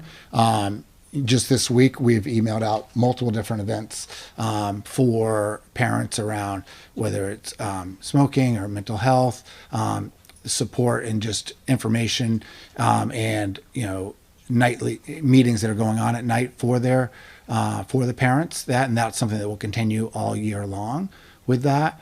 And then really like the social emotional, the third bullet is, really working on all students feeling like they're connected to a significant adult at our school. One of the things you heard us talk about is continuing to build our advisory programs at all of our schools. Definitely something, especially at Freeport Middle School, is, continue to build our advisory programs, improve it. Durham and the high school are doing the same thing with that. At our two schools, we're definitely looking at increased use of our rope course and other hands-on learning activities that will focus on that social emotional learning. And continue to proactively address mean, unkind behavior and bullying. Because as Will, very well said, we deal with mean and unkind behavior and bullying, all the time. Whether it meets the letter of the law of what bullying is, it's still unkind and makes kids not feel good. And, we deal with that and, work to help make that not happen again in the future. So, continue proactively working with that and reactively working with that. Will, anything to add on next steps? No, I think so, unless any questions come around. Oh, you want questions? No, I think you do yours. Okay, good evening, everybody. So I'm going to shift to the high school data.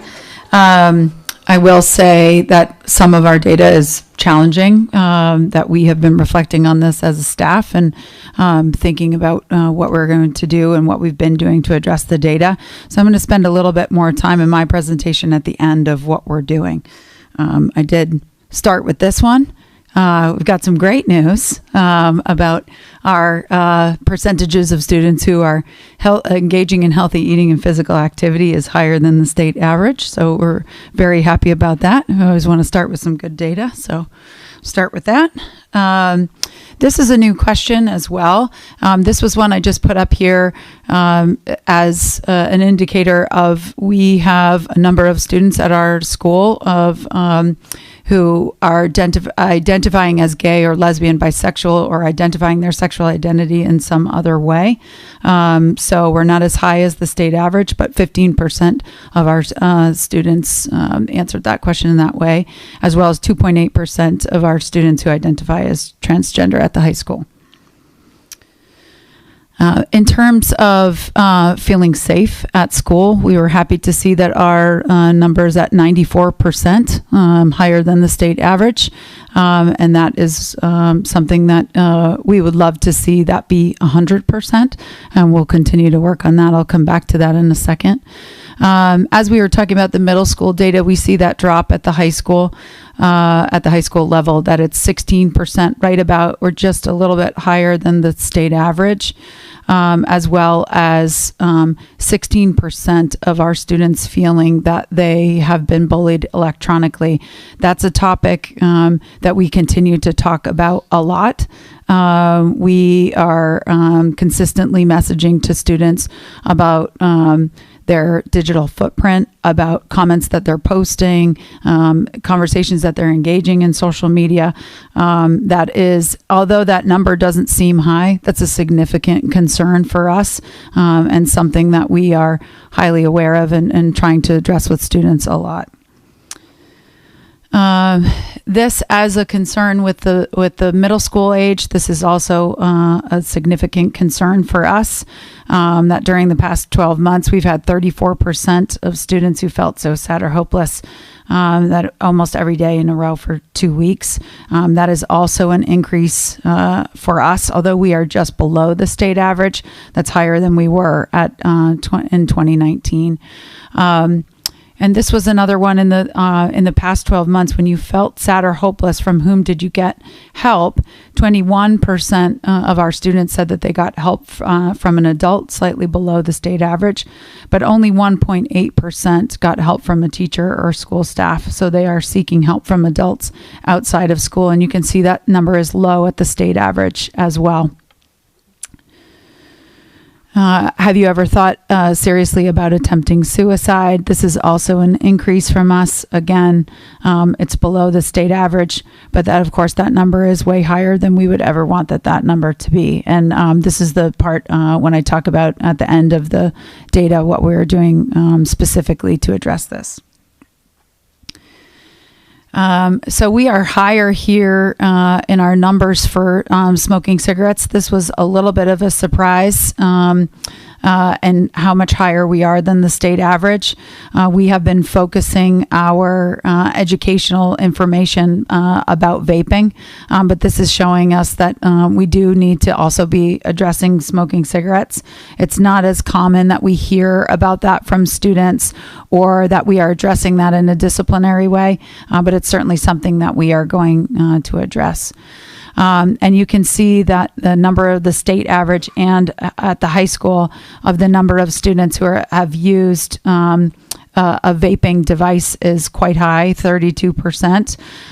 And as I'm sure most or all of the board knows, that this is a nationwide challenge that we are continuing to address in terms of awareness and education for that. And I'll come back to that in a second too. We are below the state average in the past 30 days of how many times students are vaping at 21%. But again, that number is still significantly higher than we would want that to be. This is another place where we saw a significant increase in the past 30 days. Did you have at least one drink of alcohol? That this is an increase to 31% of our students who are drinking right now. We also know that in the 2 years or year and a half of COVID, the usage of alcohol of adults significantly increased as well, concerning levels. But this is something that we have done some school-wide alcohol awareness education through either advisory lessons or information, or we've done guest speakers. But it hasn't been as much of a focus as it has been in our efforts in talking about vaping. But this number is showing us that it needs to be rising to the top as well when we're talking about educating students about these concerns. 43% of the students have had the largest number of alcoholic drinks they've had in a row within a couple of hours at 5 or more drinks, which is obviously a significant concern. The state average is at 34%. And the number of students at Freeport High School who believe that it would be easy for them to get alcohol is high as well at 67%.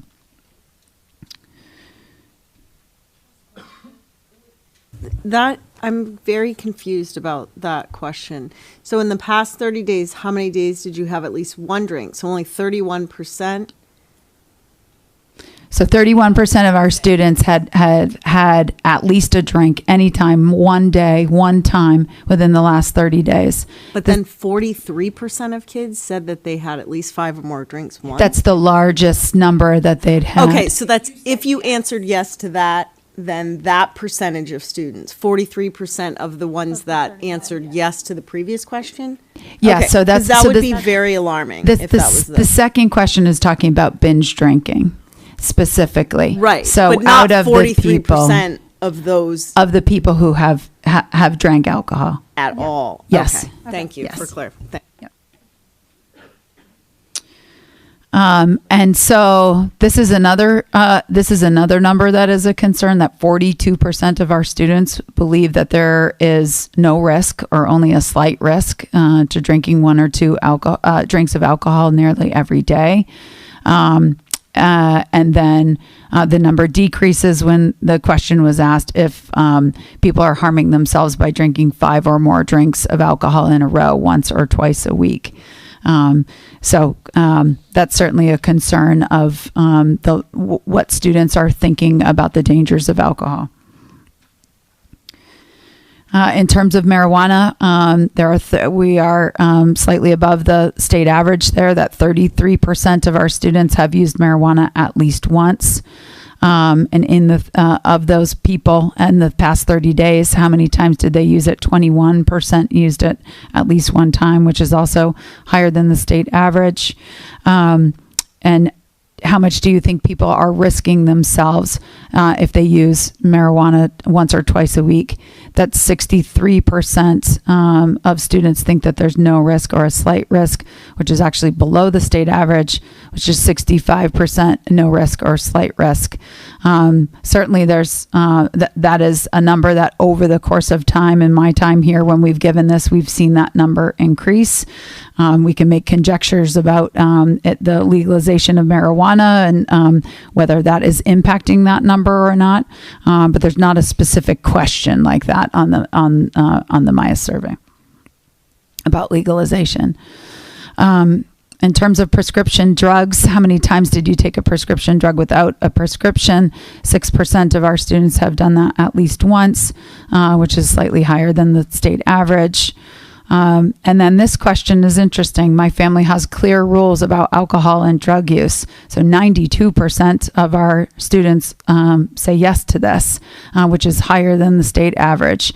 And so that's obviously a concern that it's not matching the actions that they're doing if they're aware of rules about drug and alcohol use.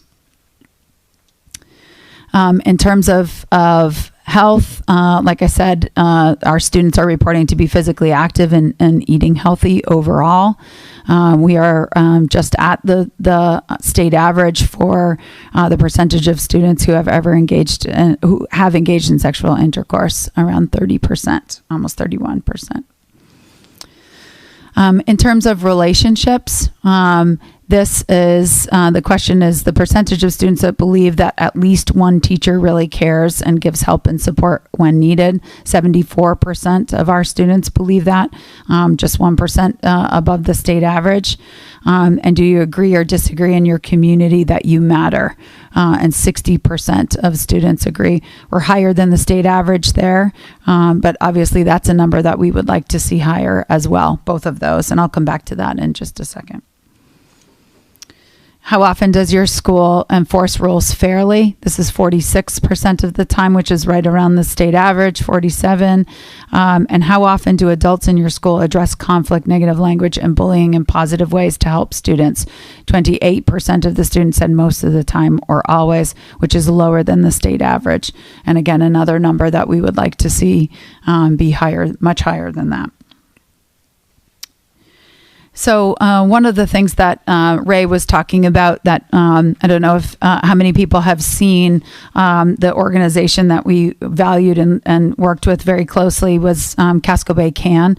Casco Bay Can used to do this thing that they call flipping the data, and they made posters that we some of them are still around in school, but just to message like what's the positive side of the data, especially for students to see that there are large numbers of students who are not engaging in these behaviors. And the idea behind this is that students can feel that this is the percentage that hopefully they want to be in, but also that they can see that these numbers, when we turn them around, that 68% of our students in the school have never vaped, and trying to see that number increase. 94% of our students have never taken a prescription or not taken a prescription drug in the 30 days without a prescription.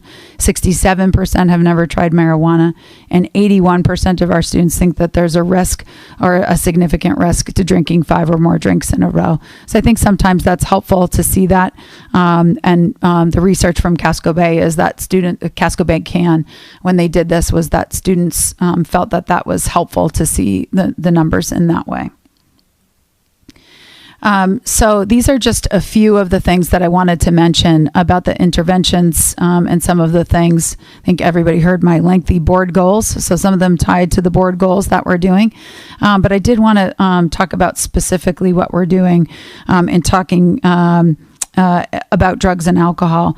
So one of the things we did a couple of years ago was we had a focus group of students. The focus group was focused, I need a better word, was discussing how we could most effectively get the information out about dangers. Specifically, we were talking about marijuana and we were talking about vaping. And that panel of students felt like just pounding them with information was the way to do it, facts and figures. And so that's one of the things that we have tried to do. That information comes out in email. It's available in pamphlets. We have guest speakers. We also have tried to host parent workshops so that parents know effective ways to talk to students about these topics. We have individual student meetings, connecting to counseling, both within our student services department, but we contract with an outside counselor whose expertise is also in drug and alcohol counseling. She's increased her time to, she's here 3 days a week at Freeport High School, as well as trying to connect students as much as we can to outside counseling. I'm sure most of you are aware we are noticing it's getting a little bit easier, but it has been an incredible difficult situation to try to get students into private counseling because of wait lists and caseloads. The good news is we are seeing more openings happening lately, and I certainly hope that that's the trend that we see. Each year for the state, we do a statewide alcohol awareness day where we take a full advisory period, and it's kind of a menu of options. We try to use different methods. We use videos, we use articles, we use kind of posters with facts and figures, just really trying to get as much information out to the students as we can. So they did that in advisory last week. We hosted a parent workshop this past Monday. We did not have a huge turnout, unfortunately, but the good thing is that I'm able to share that presentation with the slide deck with all parents. So I will send that out. I got that today, and we'll send that out to parents. That was a workshop that we decided to offer 6th through 12th grade as well to parents. There's a parent workshop that's coming up in Yarmouth, and it's about cannabis on Monday, January 9th. But that is open. They have limited seating, but it's open to anyone in surrounding communities. And that workshop is actually being sponsored by a group called Seeds. And this is a group that we are new to learning about. That's called Students Empowered to End Dependency. And some schools around us have started to participate with this group. And so our guidance team brought that to me a couple of weeks ago, and we're just starting to learn more about it and how we might be able to get involved. But it's a student-led organization that would be school-based. So we're very interested in finding out from the schools around us what they are doing. And we know that there's summer events such as parent workshops and things like that. In terms of mental health, this has been a focus for us for the last year and a half. The district sponsored Lynn Lyons to come, as I've shared before, who's an anxiety specialist, and we've continued that work at the high school. It's been in our strategic plan and our action step goals for the last 2 years, and it's really just to build our understanding of how to normalize anxiety and support ways to manage anxiety. So that has been a part of our faculty meetings every month since last April, continuing up to the faculty meeting that we had last week. And then the other piece of this is working to build and foster connections with all students. And as I shared in the last meeting, it's that phrase, in order to increase help-seeking skills and behavior, that we know that our students face a huge range of challenges, and really what we want to be able to help them with. We know we can't solve all those challenges, but to see those numbers of them seeking help, both in and out of school, be a lot higher. As well as fostering connections, strong connections, student to staff and student to student. Our goal is that 100% of our students will be able to say that they have at least one adult that they could connect with who's a trusted adult in the school. So all of our grade levels have, this was just something that we did this year a little differently. We tried to go low tech. We actually found that this helped because sometimes students shockingly don't read their emails. Or they don't like the Google surveys. And so we had a captive audience in assemblies, grade level assemblies, and did had them fill out these cards. We were super impressed with the students. They took this very seriously, and they took the time to fill this out. And like I said, our goal was that we could have 100% of kids be able to identify. We're not there yet. I'll show you some numbers in a second. But if they couldn't, and we said, if not yet, who have they connected with in the past? And so that we could find out, was it a guidance counselor? Was it a teacher? Some people put main office staff, cafeteria workers, social workers. There's all different people that kids have written down there. So just to show you a couple of the groups, the data from the groups. So of our seniors, we had 98 seniors present at the meeting that day out of 142. And so of those 98, 91 were able to name a trusted adult at FHS, so 94% of our kids. 6 of those 98 seniors could not name a trusted adult. And then 2 of the 6 named a teacher that they connected with last year. One student filled out the card with not relevant information, if you're wondering why the numbers don't add up. Of our freshmen, we did this in October, knowing that they'd only been with us, and we had an incredibly hard fall and first 6 weeks of school, but we wanted to do this right away. And I think some of the loss and tragedy that we experienced actually helped to build connections quickly, maybe more quickly than we would have in the past with our freshmen. So at that meeting, 138 of our 162 freshmen filled it out, 85% of the class.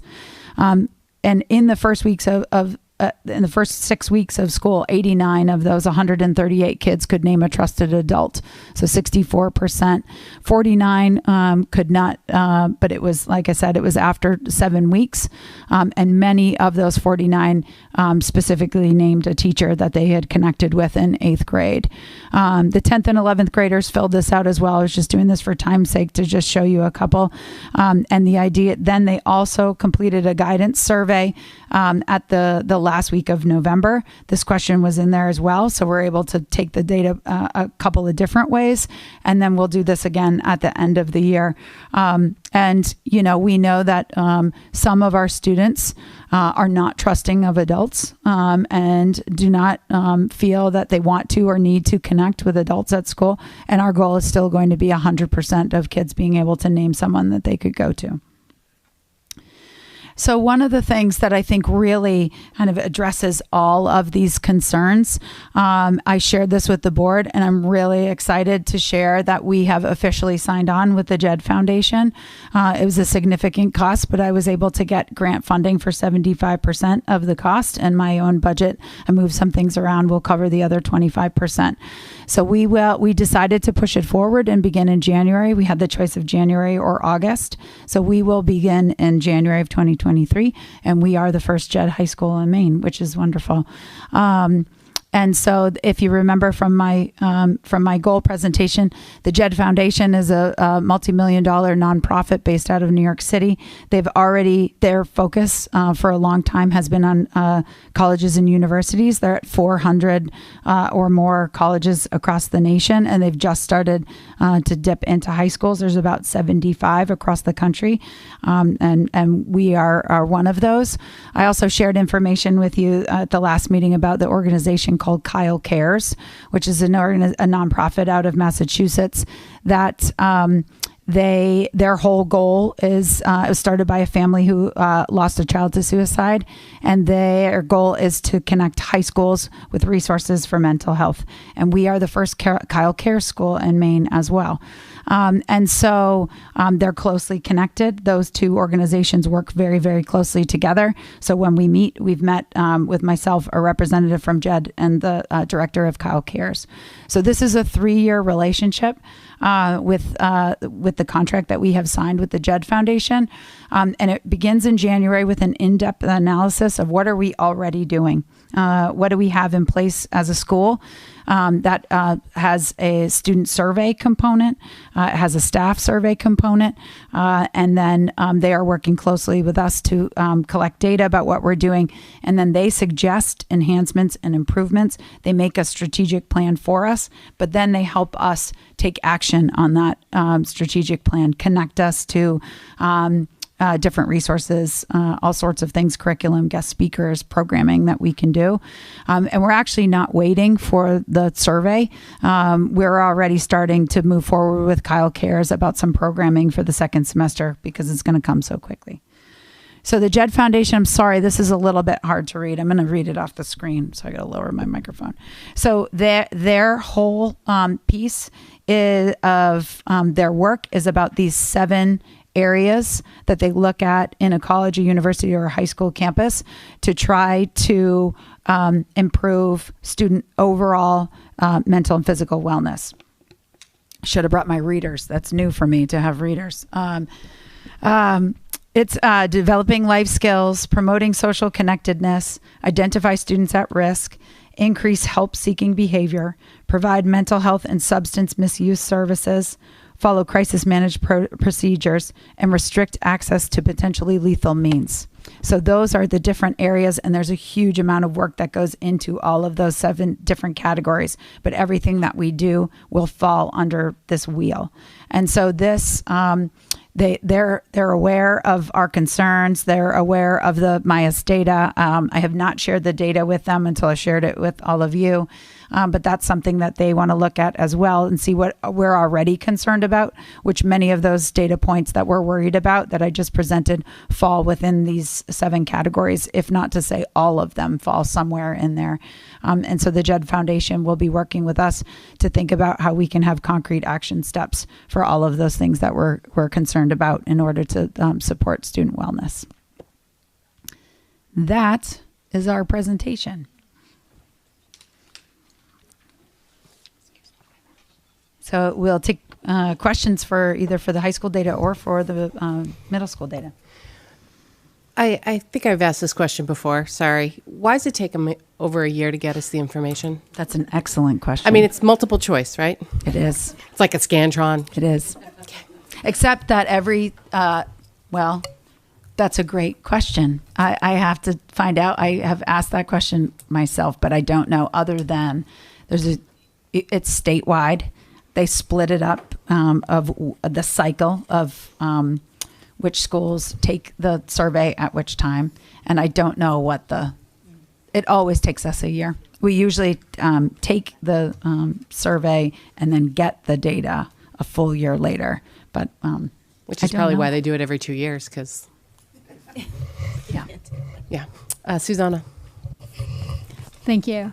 This is a question for, I guess both high school and middle school levels, but considering that the data takes a year, and it sounded a little bit at times that some of this data was surprising, especially the middle school rates of depression and seeing numbers that jump significantly. And I'm just wondering, some of this data feels like it's quite pertinent to know at times, and I can see how students might react to a survey quite differently when it's anonymous than in school, speaking directly. And I was just wondering how there's sort of day-to-day monitoring. I know, Jen, you spoke a bit about, the JED program and sort of having these sort of more umbrella approaches, but more maybe at the middle school, or how surprising some of this data was, what kind of indications you've been dealing with over the past year and a half.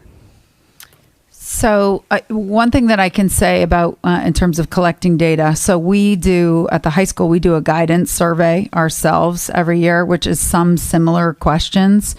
But it is not anonymous, so that they can follow up with the students.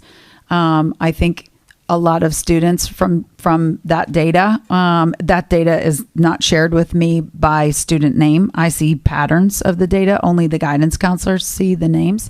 And I think, in my opinion, students are pretty open on that survey. But so that so it doesn't mean that we wait for this data to take action on any of these things. I think a lot of this comes from patterns that our social workers see. Our social workers track, at least at the high school, they track why students come in. And so we meet every week as a student services team.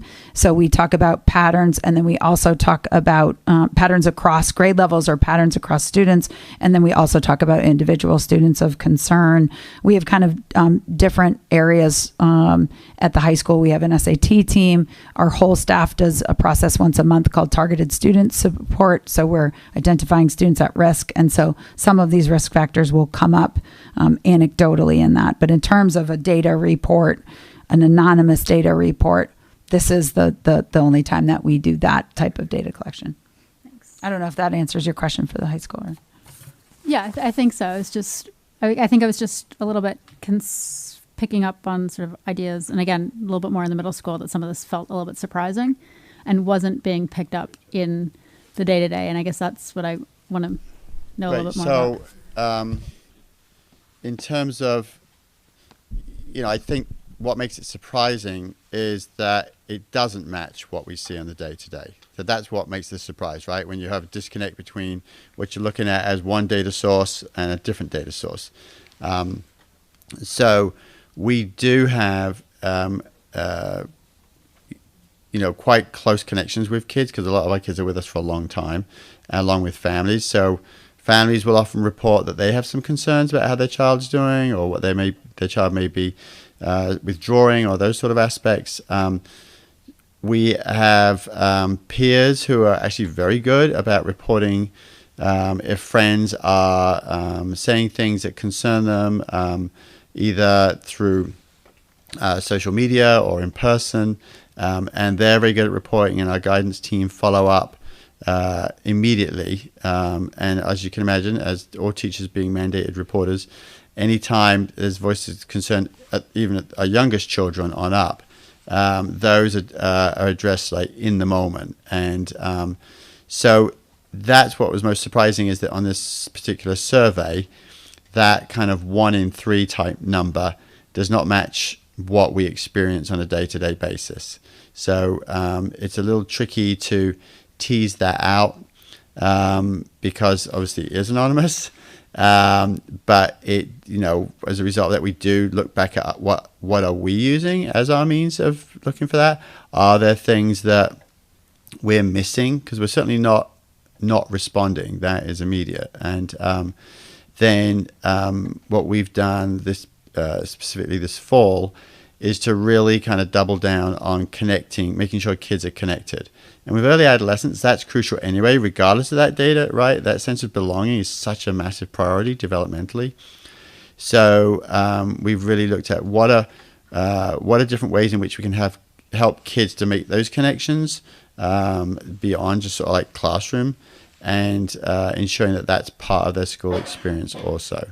So I think that's what makes it a surprise. I'm not sure how we can tease that out, other than making sure we're super aware of, and are there other sources of data that we can be looking at school? Yeah. Kelly. Yeah, I'm just wondering about the timing of the survey and sort of where it fell within COVID, and where people were at mentally in that process, and how that may have affected these numbers, especially the mental health numbers, and why maybe that partially explain why they're a lot higher than we kind of expect. I mean, I think you're exactly right. I mean, this was taken in the fall of 21, when we're getting back to full time, and, we were still masked at that point in time. And I mean, I think that was definitely, an impact for everyone. The whole state takes it at the same time with that. So I think that definitely is an impact. And I think that's why they added some COVID related questions to kind of tease that out as well. And then, Susan, I just wanted to hit on your question that you had, because at the middle school, I think we would have a slightly different answer. Like, when Jen talks about like social workers, guidance counselors, nurses, and that, I don't think they were surprised. And like last year, we did add a social worker at the middle school, because this is something that we felt like at our school we were getting closer to what those state average numbers were. That so it's definitely, we felt this coming. with that. And we did add a part-time social worker last year to go with the social worker that we already have, and still looking to what we're going to do more as this grows. Okay, that's Yeah. that's I think really what I wanted Yeah. to know too. No, about we how added much of a stuff last year to reactive support, presence. and you'll hear from us again. Awesome. So totally understand what timing and all Yeah. that. So thank you. I want to just come back to your question. I think that this survey was given in the fall of 2021, which for us was, I think, at the high school, an incredibly difficult time. I think that we had more conflict of student to student, less kind of community building. A lot of our community building events weren't able to happen. I mean, Tegan gave a great report of the cookie decorating today, but so the juniors decorated cookies, the 9th and 10th graders had their own field day. This was all during advisory. And the 12th graders, who we had to kind of drag to the FPAC, played minute to win it games and had an absolute blast today. Like, we've been able to have more fun with kids. We've been able to connect in ways that we weren't able to. And it's not to dismiss the data, as Will has said, but I think in my cohort of principals, it was unanimous that the 2021-22 year in terms of relationships was one of the most difficult. We were constantly fighting with kids about masks and distancing and how many people they could have at a table and all of these things that just aren't a part of our culture right now, not in the same way. The good news, Kelly, is next year we'll find out how they're feeling now. If we're lucky. If we're lucky. Yes, exactly. Beth. I just have sort of a question around the actual asking of the questions. When they refer to people risk harming themselves, are they referring to like adults and children, or are they just referring to like students? Because I feel like there's a big difference whether an adult has a drink, a couple times a week. And versus that a came kid. up and I can pull up the question exactly how it was worded, but like with our staff who had the actual questions, that debate came up. So like if that debate came up with our Freeport Middle School staff looking at what do they mean by harm? Do they mean mentally? Do they mean physically? Do they mean who's drinking? Like the same question. We had those same questions. So you can imagine a 7th grader and 8th grader answering that, with that. So I think it's a legitimate question because it came up at our staff too, reviewing the data. And we can't help them. So yeah, so like we can't. Yeah. Yeah, no, you're right. Yeah, I think you're on to Kara. Thank you so much for sharing all of this. It's really great that we have access to this information, this anonymous survey. One of the sessions I went to at the MSMA conference was with Greg Marley, talking about suicide prevention. And one of the statistics he had given, that was a state statistic, was very alarming, which is the question I didn't see on the slides here, but how if they have attempted suicide, and the percentage was 9% statewide, which was very, very alarming. And I don't know if you have that data or not. I think that was probably high school, but I'm not positive. Okay. At the middle school, okay. Yeah. Who's actually attempted? I don't think we have that question. Yeah. Super alarming. I think this is already very alarming anyway, right? This information that we have. So I'm so grateful to see everything that you've put in place, Jen. It's really exciting. And congratulations on getting the grant support for all of that. The other thing that I am excited to see, that I was excited to see in terms of responses, was around the connection to the community, feeling like they matter in the community and they have a connection, and that it was significantly higher than the state, which was awesome. But like you said, we can definitely be seeing a higher number than that. So I noticed some of the goals were to increase connection between staff and students, and between students and students. And so I'd love to see that also include increasing connection with students and community. And I know Dee Dee is doing an awesome job with all of that, as are many other folks. So that's exciting. And the Maine Resiliency Building Network also has some resources around that. And I don't know if you have access to the Maine Youth Thriving, a guide to community action toolkit that they offer. I just requested it today from them. So I look forward to seeing that on the community side, what the community can be doing. I think that's it for me. And I think that just ties to the comment before of, in 2020, 2021, as well as 21, 22, we weren't able to have our adult mentors come to school. We weren't hosting our volunteer events. Dee Dee Bunnell does an outstanding job of the offerings that we have. And so we're already seeing kids out in the community more than they have been in the past couple of years. And so I hope that makes them feel like they're valued in their community, and that the connection with the community is strong. That's another question too, is like, what do the kids mean by community? Do they mean our community? Do they mean the outer community? And the kids have to interpret that question on their own. Maura. Thank you all so much for this presentation and digging into this data. Similar to Kara, whenever I see this as a community member, I always wonder, like, what can we be doing as a community outside the school? Because we know there's a limit on what the school system can do to support our kids. So I was wondering, to that end, is the JED Foundation going to be looking at resources in the community? And specifically, I'd be interested in knowing, like, how many of our students don't have access to counseling and are waiting for it, and how much are things like that contributing to these numbers that we're seeing? I know that there's a parent component to it about connections and support outside, and community resources. I don't know exactly what that looks like, but I think that's certainly something for us to explore. Of what are barriers? I think is a big piece of the data that they're going to look at. What are barriers to kids accessing help, asking for help, things like that. And so I'm hoping that's a piece that they really kind of foster. Thank you. And I just had one other question. Were there any other questions or data on the LGBTQ plus student population in terms of, like, the bullying and suicide statistics? I know often those are a lot higher than the general student population.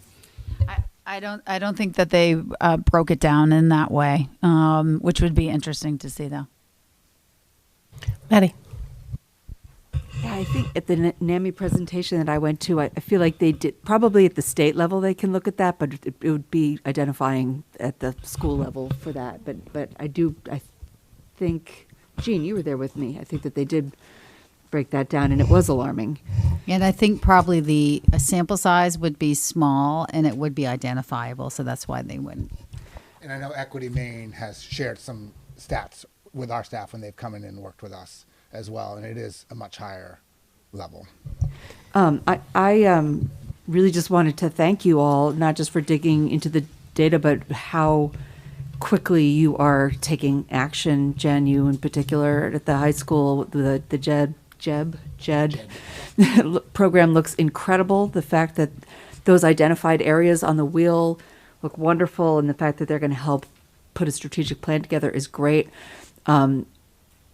It feels like something that will help build a culture at the school that I imagine is going to trickle out and affect the whole district. So I'm assuming y'all are staying closely tied on what those findings are. So when I look through the numbers, I always go to the numbers. That's where I start. And I was encouraged to see the middle school numbers being, around alcohol use, drug use, prescription drugs, so small that they can't even identify it, right? And then we go to the high school and we're consistently ahead of the state higher, not ahead because it's worse, but higher than the state averages. So I'm curious if there's any thought around where, I don't know if at the high school they break it down by grade for you and you can sort of see a progression over time, or if it's just like, 7th and 8th graders, and then when they get to the high school, something changes where they're sort of, leapfrogging those numbers. And if there's any thoughts around what might be a driver for that. It's a great question, Michelle. I think that, I don't have a great answer for that of what it is. I think some of it is developmental. I think it's coming into the high school, and that now you have 14-year-olds in a class with 18-year-olds and 19-year-olds and what they're exposed to. I think we're trying to educate them as fast as they are finding information on social media, which is really fast. And so I think that we are really trying to make this a safe and comfortable place. We've had challenges here with behavior here and trying to address that so that we know that we're doing everything that we can to make the school safe. I don't know what the jump would be.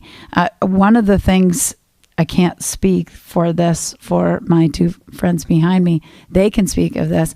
I think that as the years go on, I'm more and more surprised at how candid and open the high schoolers are about what they're doing. I don't know if that's the same at the middle school. I don't know if, and we have reiterated over and over at all of our levels that this is a confidential and anonymous survey. And so I don't know if it's impacting the younger kids and they're not reporting, or if they are reporting accurately and there's this massive jump. I'm not sure what it is that would take it to that level, but I know that historically we've seen our numbers have gone up, but I think historically we've seen that jump from 8th to 9th. Yeah, I mean, I think it makes sense. I think the idea of it being developmentally, what you would expect to see, I don't disagree with that at all. And I think that's, I would never expect it'd be great if it said, too small to answer if, people that were drinking in high school. But, I was just curious about sort of where we were relative to the state average, because the state average has that same developmental jump, right? Yeah. They're looking at the same types of age groups. And I was just a wondering. Yeah. And some of the numbers, like the alcohol, there's a lot of our numbers this year that were higher than they have been in the past, that we've been closer to the state average, and then saw that jump, particularly with alcohol and marijuana use. And, maybe it's I think we're typically ahead of the state average on, ease of access, right? So, maybe that's how you make that leap. But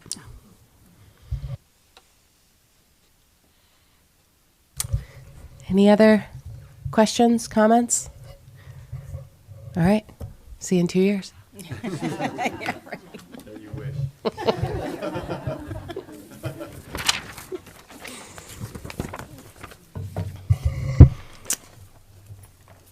All right. Board comments, committee reports, information requests, exchange, agenda request. I'm just putting all the words in different order. Board information exchange and agenda requests. Sorry. Don't worry, Beth's doing the presentation. Gosh, Sharon.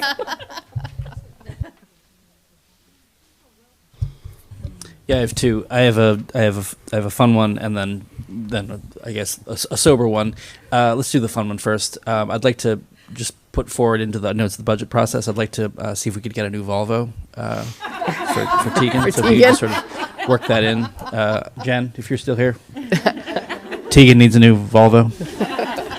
And then second, I think I'll just ring the bell again of especially, it's not that we need any more data points or evidence, but I'll just ring the bell again of I think that if we can look at whether it's within the wellness committee or whether it's within another committee being formed, not that we need any more committees, but a committee that is able to meet more regularly and have contact between the board and administrators to have more frequent updates on these questions of student wellness, safety.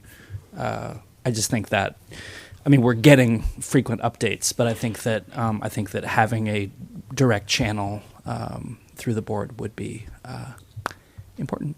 So I'll just keep ringing that bell from the weird uncle corner of the table. Tegan has requested she moves seats, just saying. I rescind the Volvo request. That was pre-Volvo request for her, so she might be okay. Maura. So funny. Oh my gosh. On the heels of that presentation, I just feel compelled to say, I would love to see us as a board consider getting more involved in some legislative advocacy around some of the drivers of the things that we are seeing in this data that are beyond our control. Specifically like access to mental health care and things like that. I know we follow it at some level in the MSBA Legislative Committee. I don't know how active we are in advocating. I know we generally support things like expanding access for children to mental health care and investing in, I know there's a shortage of beds in the state in mental health care facilities and things like that. But every time we get this presentation, it just feels so frustrating that I know there's these larger societal issues that obviously we don't have control over. And I don't know how much the legislature hears from school boards about that kind of thing, because we are, part of a group of people that has some of the most exposure to kids who are going through these issues of anybody, even more than the parents sometimes. Like me as a parent, sometimes I think, wow, my kids spend more time with their teachers than they spend with me, So anyway, I just feel compelled to say that, and something maybe we could think about in the future. Beth.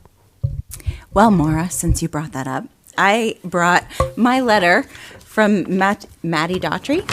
She sent a letter to me just as the vice chair and said that she's writing because she's returning to the Maine State Senate, and she is in the coming days and weeks, she's submitting legislation, and she says if you have ideas for bills or legislation that could help support you in your work, please let me know. So if there's something you want to do immediately, there's her contact information if anybody's interested, but also just to put that out there that she is open to things. So if we do come up with something and want to let her know, that it's available there. So. Great. That was well timed. That was. Just whip that out. I just want to add, I think she might also be on the education committee in the legislature, so that's helpful. Yeah. Other updates, information exchange. I know Jean had mentioned in her weekly update that we had the leadership discussion last week with the chairs of the two select boards in Pownell and Durham, and the chair of the town council here in Freeport, along with the town managers and administrators.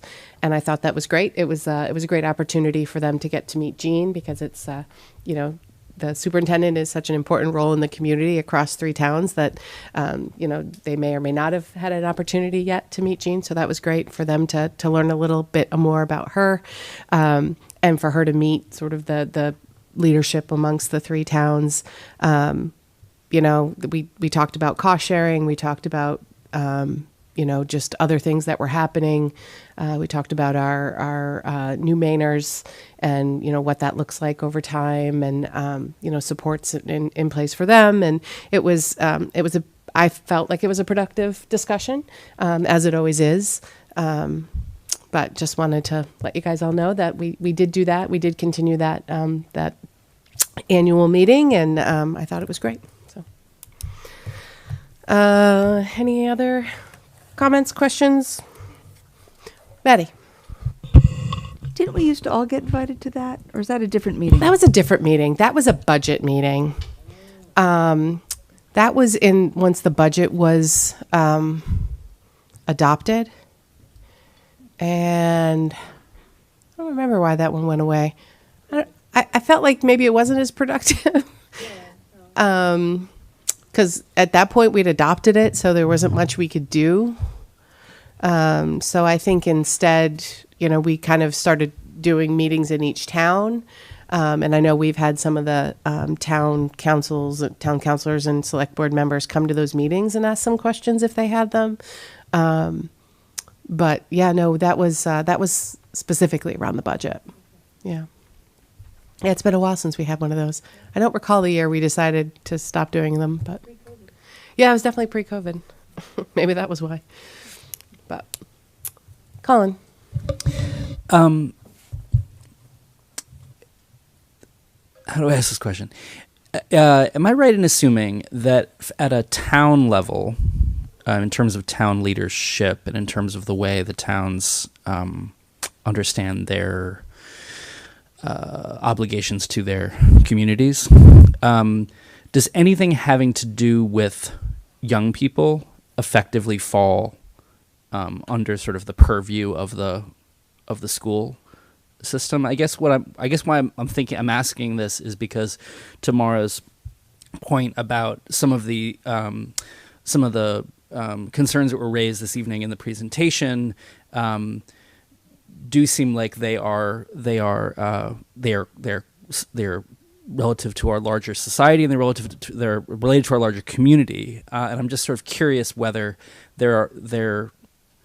I guess this is just sort of a macro question of are there, I should maybe know this, are there ways in which the Freeport Town Council, for example, has other initiatives underway to care for the young people in the community, or is it assumed, or is it actually designated that is solely the responsibility of the school board? I don't know if officially there's any sort of obligation. I think they kind of have an obligation to support all of the members of their community, which, obviously children are a subset. Maybe they delegate that to us, that obligation, and say that we're meeting that need. I don't know. I don't know if they have any, if they do, none of them mention them, but we didn't ask that specific question either. So, it could be an opportunity to ask. I mean, certainly, the individual towns do have different programs and things that they do. I mean, it's a little bit different, I think, because the rec program is run through the district, and that is kind of a unusual arrangement. I think we're not solely unique, but kind of unique in that. So, I don't know if that would typically be where something like that comes from, or Maddie. I mean, I can only really speak to, and I can't really speak to it, but just noticing what's happening in Freeport, like the whole revisioning project, certainly children have been, school children, like living and walking in the community, the ability to walk to school, like I heard all of that being considered, being a more bike-friendly community.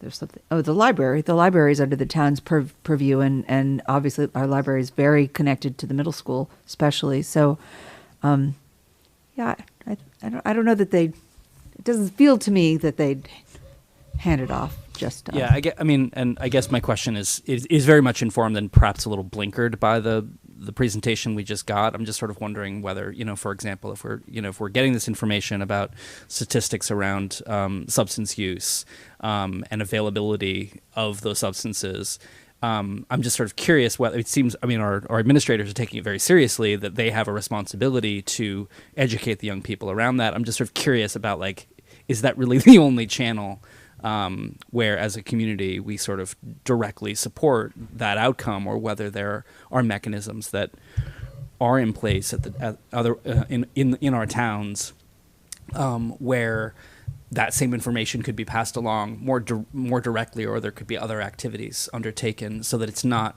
our educators that are meant to handle these larger social problems. I guess I'll look to our superintendent on that question to see maybe what she's seen in other districts or in this district. Or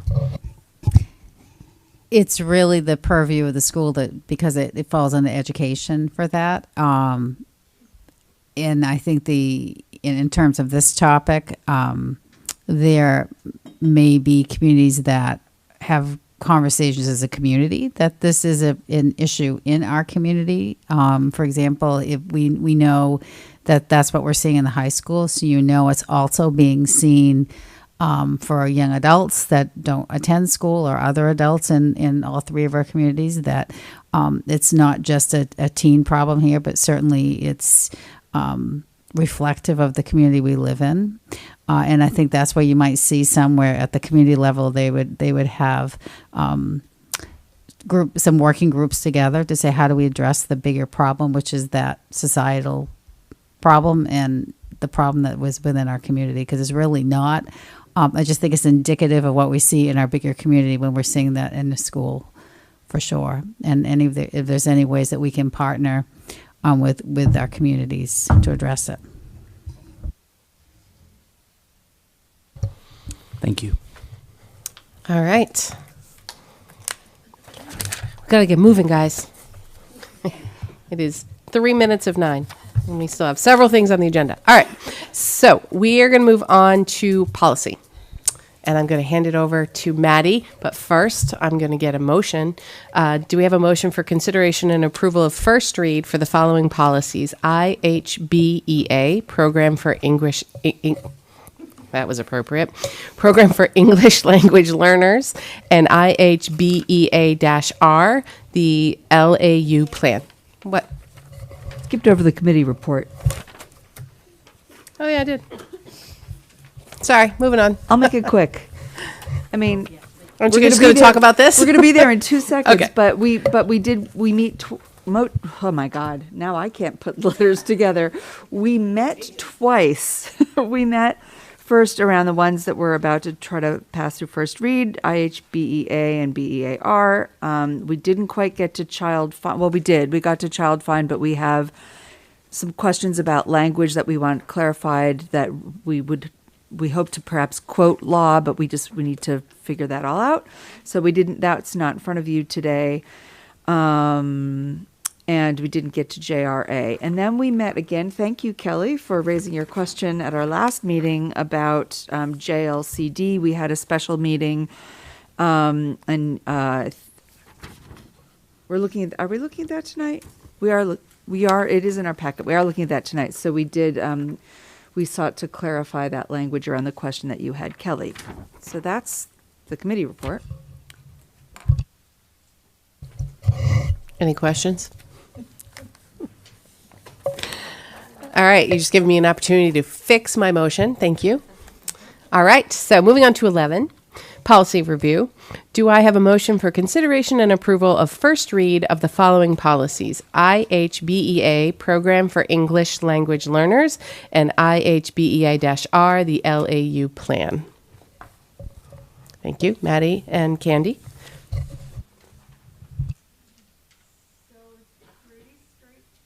It's pretty straightforward. I thought, although it may not look like it in your packet, but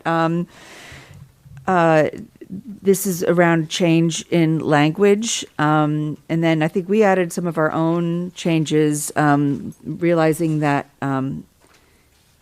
many of our new Mainers especially are not simply bilingual, they're multilingual. So we tried to have that be reflected throughout the documents. And then there's lots of acronym cleanup.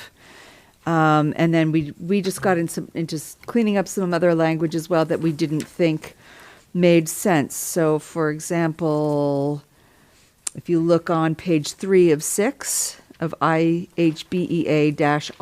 in those bullet points under A, the amount of trauma we thought didn't really make sense. So we just rewrote that sentence and talked about complicated trauma, so that hopefully that would just make a little bit more sense. And then we added things like preferred language instead of just native language, because you may have kids coming from a Portuguese-speaking background, but they speak French more on purpose. Anyway, I'm going to stop talking and see if anyone has questions. Kelly. This may be a minor point, but I was just wondering if ESOL was actually defined anywhere in the document. EOL? Yes, that's ESOL is English for speakers of other languages. That has replaced the ELL acronym. So Yeah, you're so- asking if it's referred to in the document. So Yeah. show me which page. Yeah, so on page 1 of 6, it's defined as English as a second language, ESOL, and I'm wondering if that needs to be updated. It's funny that you picked up on that, because as I was reading this again this morning, I made a change on that. We missed that. So I'm going to take you right there. If you go to page 1 of 6, where it says part 1, student assessment, that paragraph. So what she's referring to is the sentence that starts, in order to provide English. Do you see that one? So I'm going to suggest that we change that, in order to provide English for speakers of other languages services in a timely manner, comma, potential multilingual. So the ESOL will not even be in there at all. So that's a fix. And I had one more. So since you brought that up, thank you, Kelly.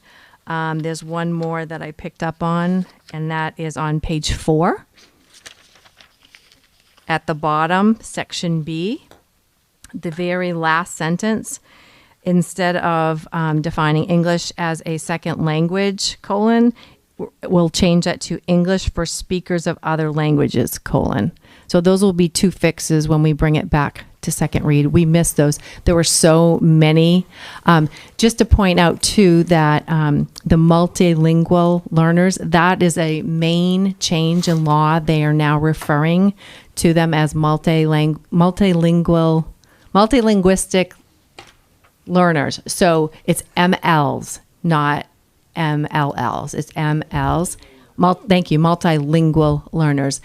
The federal is still using the ELLs just to complicate things more.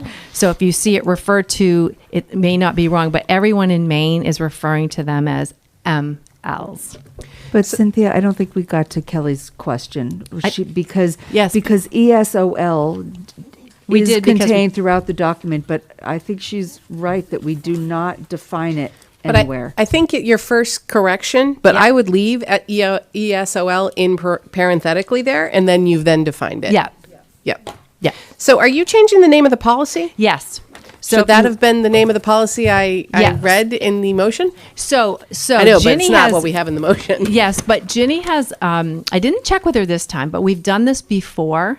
And my recollection, and I'm sure Ginny will check this in the morning, we put it as it is right now at first read, and then we'll change it. Because right now the policy is named as is, and we're not changing it yet. So on the second read, I think we've brought it with the new name, but I'll clarify that with Jenny. Okay. And I might just put, on the agenda the next time, previously, just so if someone was looking for a first read and a second read, they wouldn't be like, these are different policies. I think that guess is the what name we of did. It's the same, the Yeah, IHBEA, but now that you say that, I think we've done that in the past, but we don't do it very often. It's been a while since we've actually changed the actual name of the policy. So, but I'll get clarification on that. All right. Any other questions or comments on the first read? All right, we have a motion, we have a second. All those in favor? Thank None you. Opposed? Great, thank you. All right, so do I have a motion for consideration and approval of second read of the following policies? GBN, family and medical leave, ACAB, harassment and sexual harassment of school employees, and ACAB-R, employee discrimination, harassment, and Title IX sexual harassment complaint procedures. Susanna and Kelly, thank you. We didn't have a lot of discussion about that when it passed first read, so there's nothing more to change there. Okay. Yeah, Karen.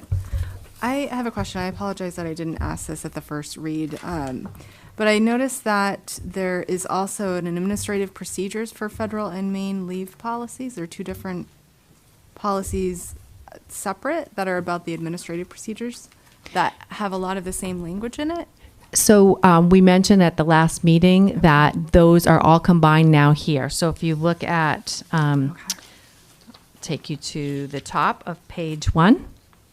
So they are replacing those other. Yes. Okay. Yes. I'm sorry, I didn't. Yeah. catch So that first this one. used to be see where it's struck out on the top of page 1. Yes. That used to be the policy by itself, and then we did have 2 further procedures, one for the federal and the other for the state of Maine, and we combined them all because that was a recommendation. Okay. Yeah. Thank you. Sorry. And there's also an earned paid leave policy as well. Is that I did you just say that it's the same? No, it's a separate one That's separate. right. Okay. And I don't know if that's going to be reviewed, if that's going to be more like further clarified as well, what's in that policy. It seemed. It's not one that It's not on the, okay. I feel like that's a new policy with the law, right? Isn't that one we added with the new law? 2021. Yeah. Yeah, and So- for earned paid leave, part of the way the law works, because school employees are covered under many under collective bargaining agreements, and also we already provide leave for in a variety of ways for staff members. So the law is when you review a collective bargaining agreement, that's when you look at that language in it. So, for example, we're doing the ESP contract this year, that we'll be looking at that language for that group of individuals. And we did add it into the professional contract that was done last year, the earned paid leave. Yeah. Susanna. I've just got a clarifying question, I think, and this is probably just because I can't read. But under the main requirements on page 2, under B, when it has qualifying purposes, I'm just wondering, number 6 says death or serious health condition of yada, yada, yada, but relates to being a member of the armed forces. And we have in 2... What page are you on? I'm sorry. Page 2 of... the GBN. Is that what we're looking Okay. So there's At the 3 different bottom, it ones, so says we're talking about here. two of Okay. something. How many? at? Oh, wait. No, I'm on a different... Yeah, GBN. GBN just says page 2. Oh, Okay. Okay. Sorry. Okay. All right. Now I'm even more confused than I thought I was. So it's family medical leave is the one we're on right now. Got it. Yeah. Sorry. Under qualifying purposes, number 6, death or serious health condition, which is referring to members of the armed forces.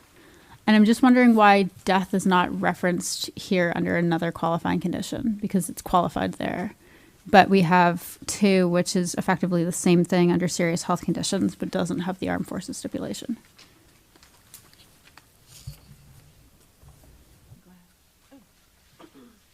I've asked Peggy to come up because she was the HR coordinator and has dealt with this in the past. Thank you. Well, and fortunately, I didn't have that situation come up with any of our employees. But these are the specific requirements that they set out. So they've determined that they would cover it for a military person, but not death of a spouse or domestic partner, etc.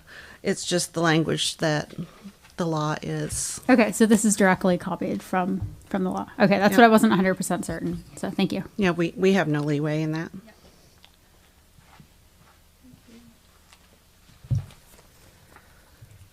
All right.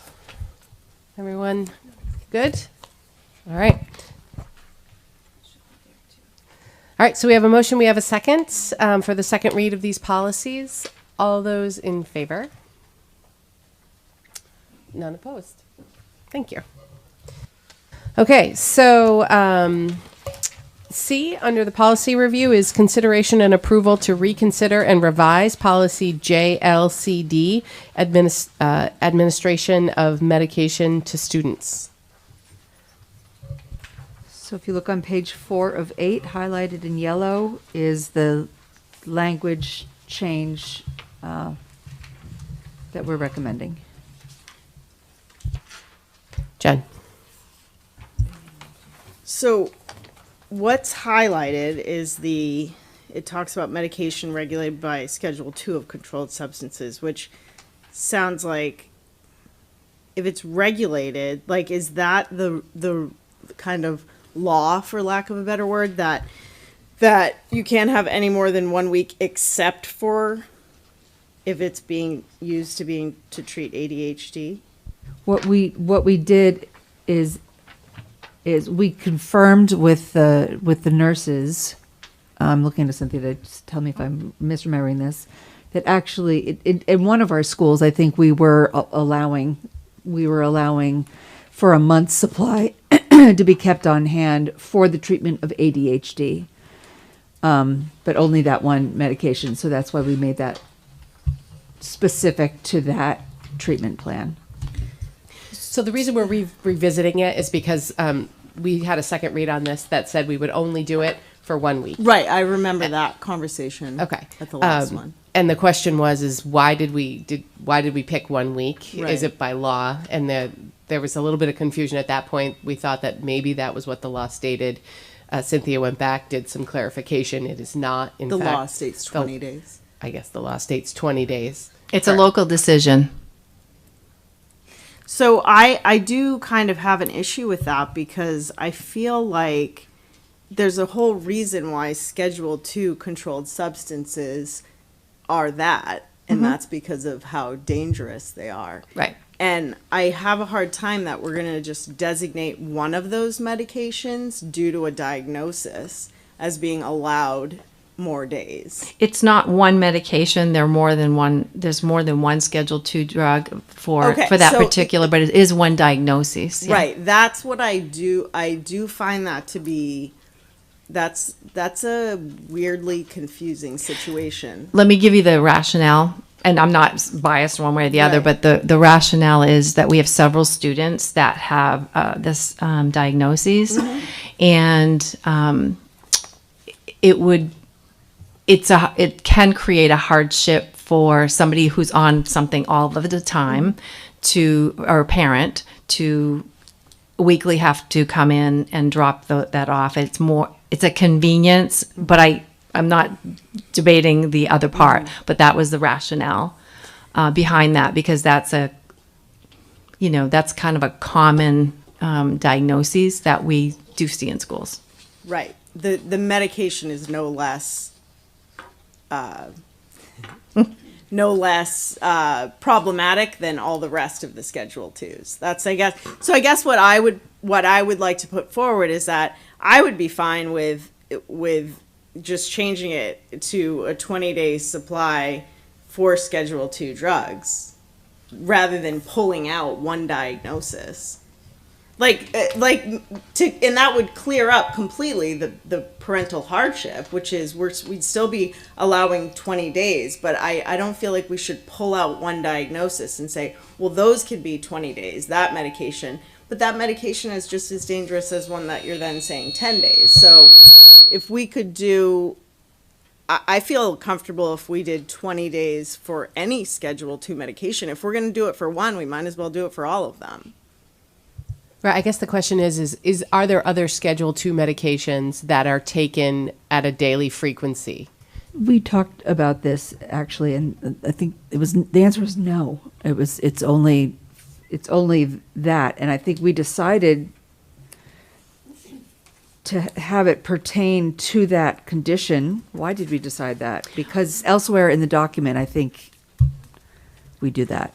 If there are other, the answer is what you said around it's not commonly used. We asked the nurses, and if there are other Schedule 2 drugs, the hope is that they're taking them at home, morning or night, where this one oftentimes is a noon, or maybe a morning and a noon.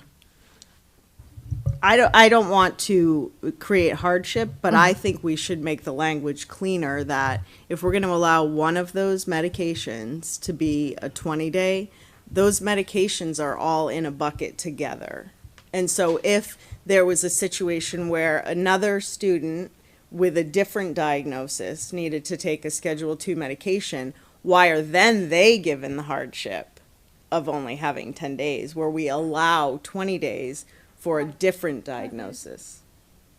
What do you mean 5 days? So normally. Oh, okay. Well, I feel like we need to treat that group of medications the same, because we're coming.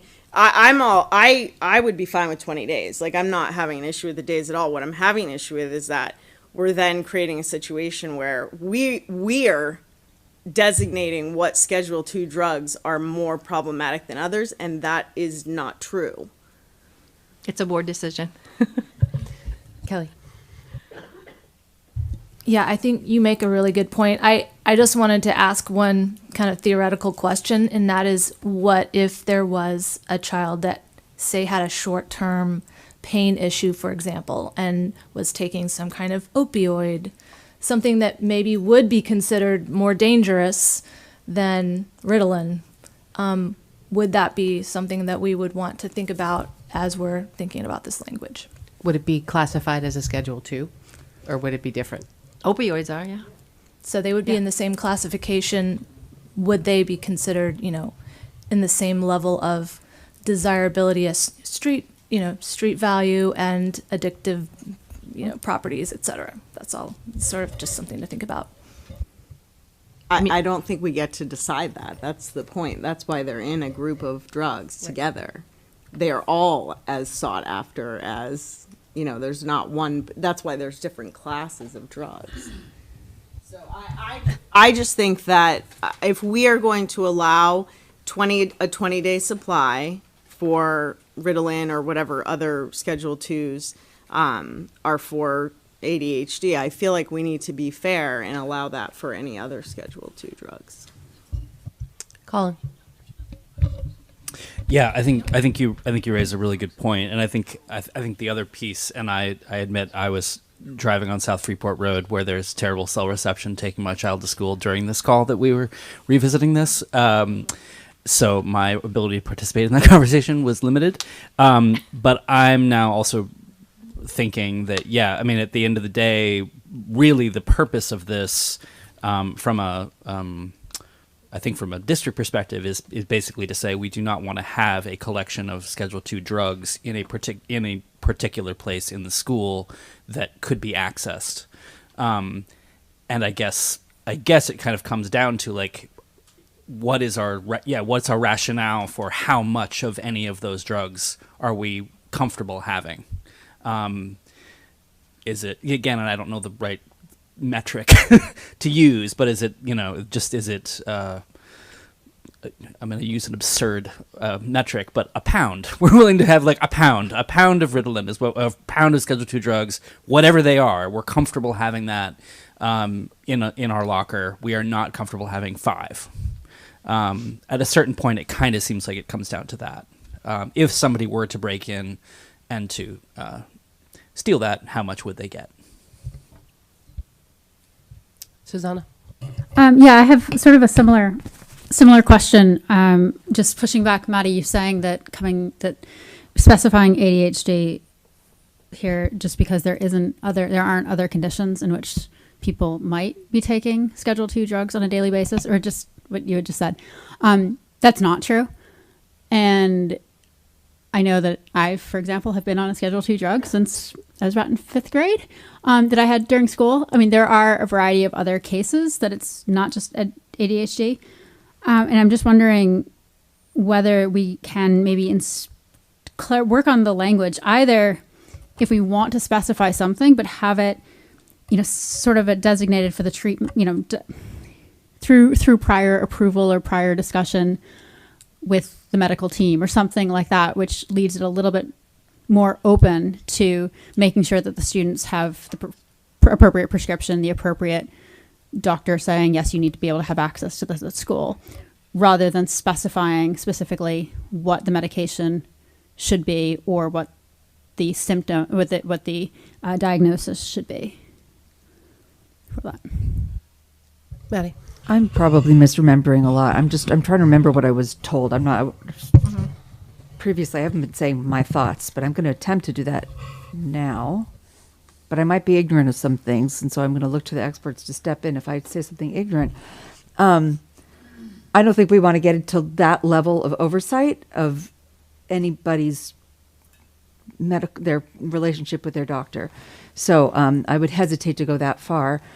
I feel like I feel like the reason, maybe I'm wrong, that we have it in there about ADHD is because of the sheer number of students who are on that kind of medication and the significant inconvenience it is for working parents and guardians to get medication to the school. Where I might be ignorant is I don't know how many pharmacies and doctors' offices are being broken into for Ritalin as opposed to opioids. So if you just want clarification on that, I mean, Ritalin, Adderall, all of those drugs are highly sought after medications, especially among high school and college students. More so probably than the opioids in the high school level, actually. So then that's a question for us to consider. I mean, I came at that meeting, which was a quick meeting, and I thought I got my questions answered, but I didn't take good enough notes. Feeling like it was weird that we were calling out one diagnosis in the document, and I thought I got it answered. And if we have a discomfort with this, then I would prefer to not have this change and go back to it. And with apologies to those who are inconvenienced, I would prefer a more restrictive, keeping a lot less on hand, as doctors' offices get broken into regularly and have for years. It's scary. I don't think we want to introduce that kind of possibility in our schools. Can you remind me what the number was before? What did it say before we changed this? That's what I was just looking. 1 month. I think alike. So I guess my question is how often have we been broken into? Because this is the same number of days. 20 days is 1 month's worth of supply, right? 5 days for the school week. And I definitely see the equity issue of, we don't want kids to miss doses that they need because parents can't get there. And, it doesn't matter how many would be inconvenienced in one versus the other. The point is we don't want kids to miss their medication regardless of what it's for, right? It might be a more likely scenario that it could be for ADHD, but that doesn't make the kid who isn't on ADHD's medication any less important or any less of an inconvenience for the parents to get there on a weekly basis. So I think if our current policy is 20 days, and we're not seeing any issue, I guess I don't see a reason why we couldn't take Jen's suggestion to say, schedule 2 drugs, maxed at 20-day supply, and leave it at that. And if we see an issue, then we can address it. It seems more likely that we would have an issue on the parent side than the other side. Kara? Well, should we be talking about the security of the nurses' offices? I don't know if that's something we would talk about, how openly we would talk about that. But if that might be another step that we take instead, is to ensure that those spaces are as secure as they possibly could be. Kelly? I guess after hearing Susanna and Jen, I really feel like I agree with you that the language should be inclusive of all Schedule II drugs, just so that there isn't somebody who's missed and does have to experience the hardship just because their classification wasn't for ADHD. I think I'd be supportive of that too. Could we accomplish that by just taking this paragraph out completely and not calling out Schedule 1 or Schedule 2 drugs as being different? Do we limit other drugs to 20 days somewhere else? So I think we would want to keep the 20 days in there, right?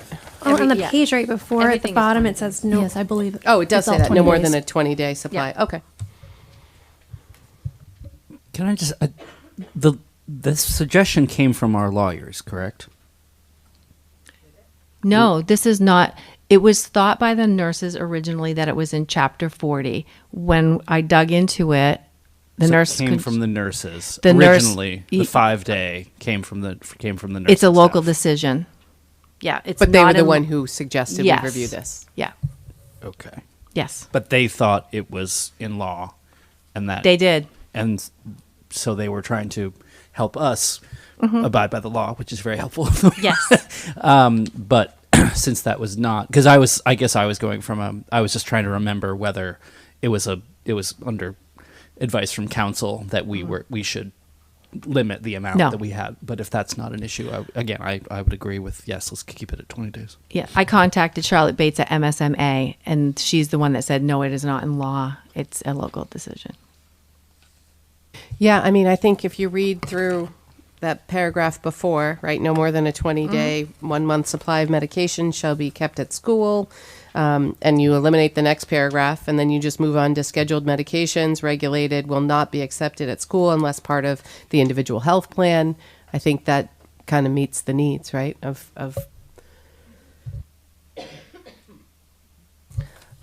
sort of establishing the necessity to, with the doctor about the kids needing to take it at school.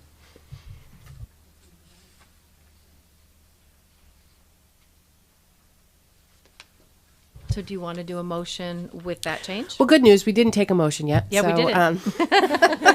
I knew we were going to change it. That's why I did that. Wasn't completely because I missed it. So do I have a motion for consideration and approval to consider and reconsider and revise policy JLCD, administration of medication to students, as presented, with the exception of striking the paragraph highlighted? Jen and Susanna? Are there thoughts? Questions? Ready for a vote? Okay. All those in... okay. One Yep. question. I'm just wondering if, you might be able to answer this, Cynthia, if the nurses would want something specifically in there to say something about Schedule 2 drugs, even though we're keeping the days at the same? I don't know.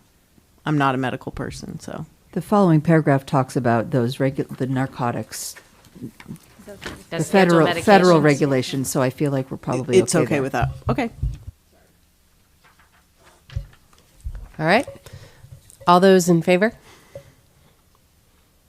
Opposed? None. Great. Thank you. All right. Oh my God. Okay. It's not 10. We don't have to take a motion to keep going. And once we start, you can't stop us.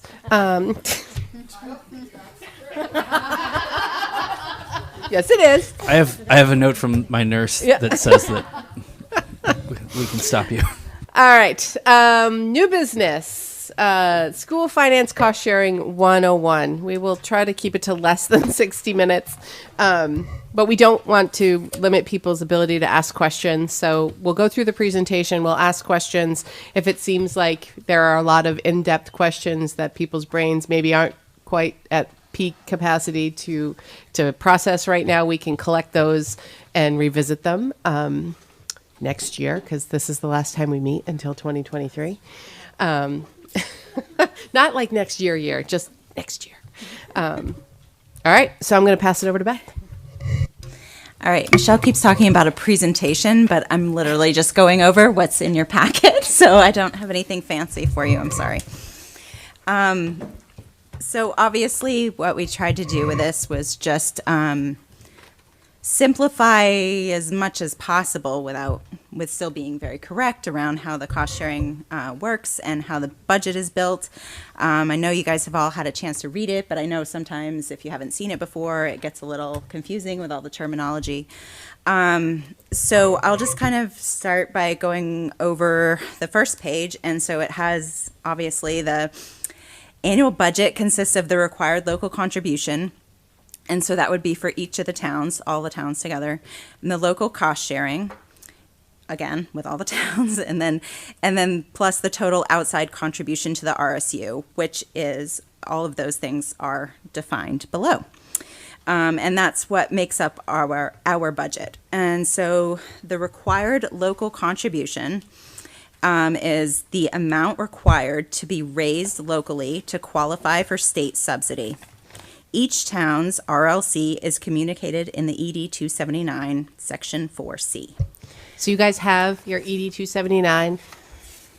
I had to hand highlight things, so apologize the squiggly lines. But we tried to sort of call out the pertinent parts that we were gonna reference in the presentation, so you can kind of see it. So, the first page of the ED 279 has the section that she's talking for. So each page, there's 6 pages to an ED 279. We generally focus on 2 pages, pages 4 and 5, sections 4 and 5. And so when she says section 4C, you'll see that's 4 is at the top and then C is down the bottom, and it's highlighted to the right there. And it breaks it down by town. So you can see the required local contribution is the RLC per the reorg plan, and we'll get into that. Okay, so required local contribution is what the state tells each town that they need to raise in order to qualify for the state funding. So the local cost sharing includes the additional local money, which is locally determined education spending beyond the minimum required by the state. And it also includes any additional amount raised to meet the mill expectation beyond the RLC, which is currently only applicable for Freeport. And in the reorganization plan, the committee agreed that the total RLC for each town was set by the ED 279 Section 4B to achieve an equalized mill. So we can look at the ED 279 Section 4B, and you can see where Michelle is highlighted the required local contribution per the reorganization plan, because they wanted to just make sure everybody was paying the same mill rate. And we'll get into mill rates in a minute. Beth, sorry, is this an okay place to say that I'm confused? Yeah, it sure is. I was going to just finish this page and then ask for questions, if that's okay. Yeah, sure. Is that okay? All right, okay. All right, so then the total outside contribution to the RSU includes all the revenue from the state, except state-funded debt service, and all other revenues received by the RSU from sources other than municipal tax revenues.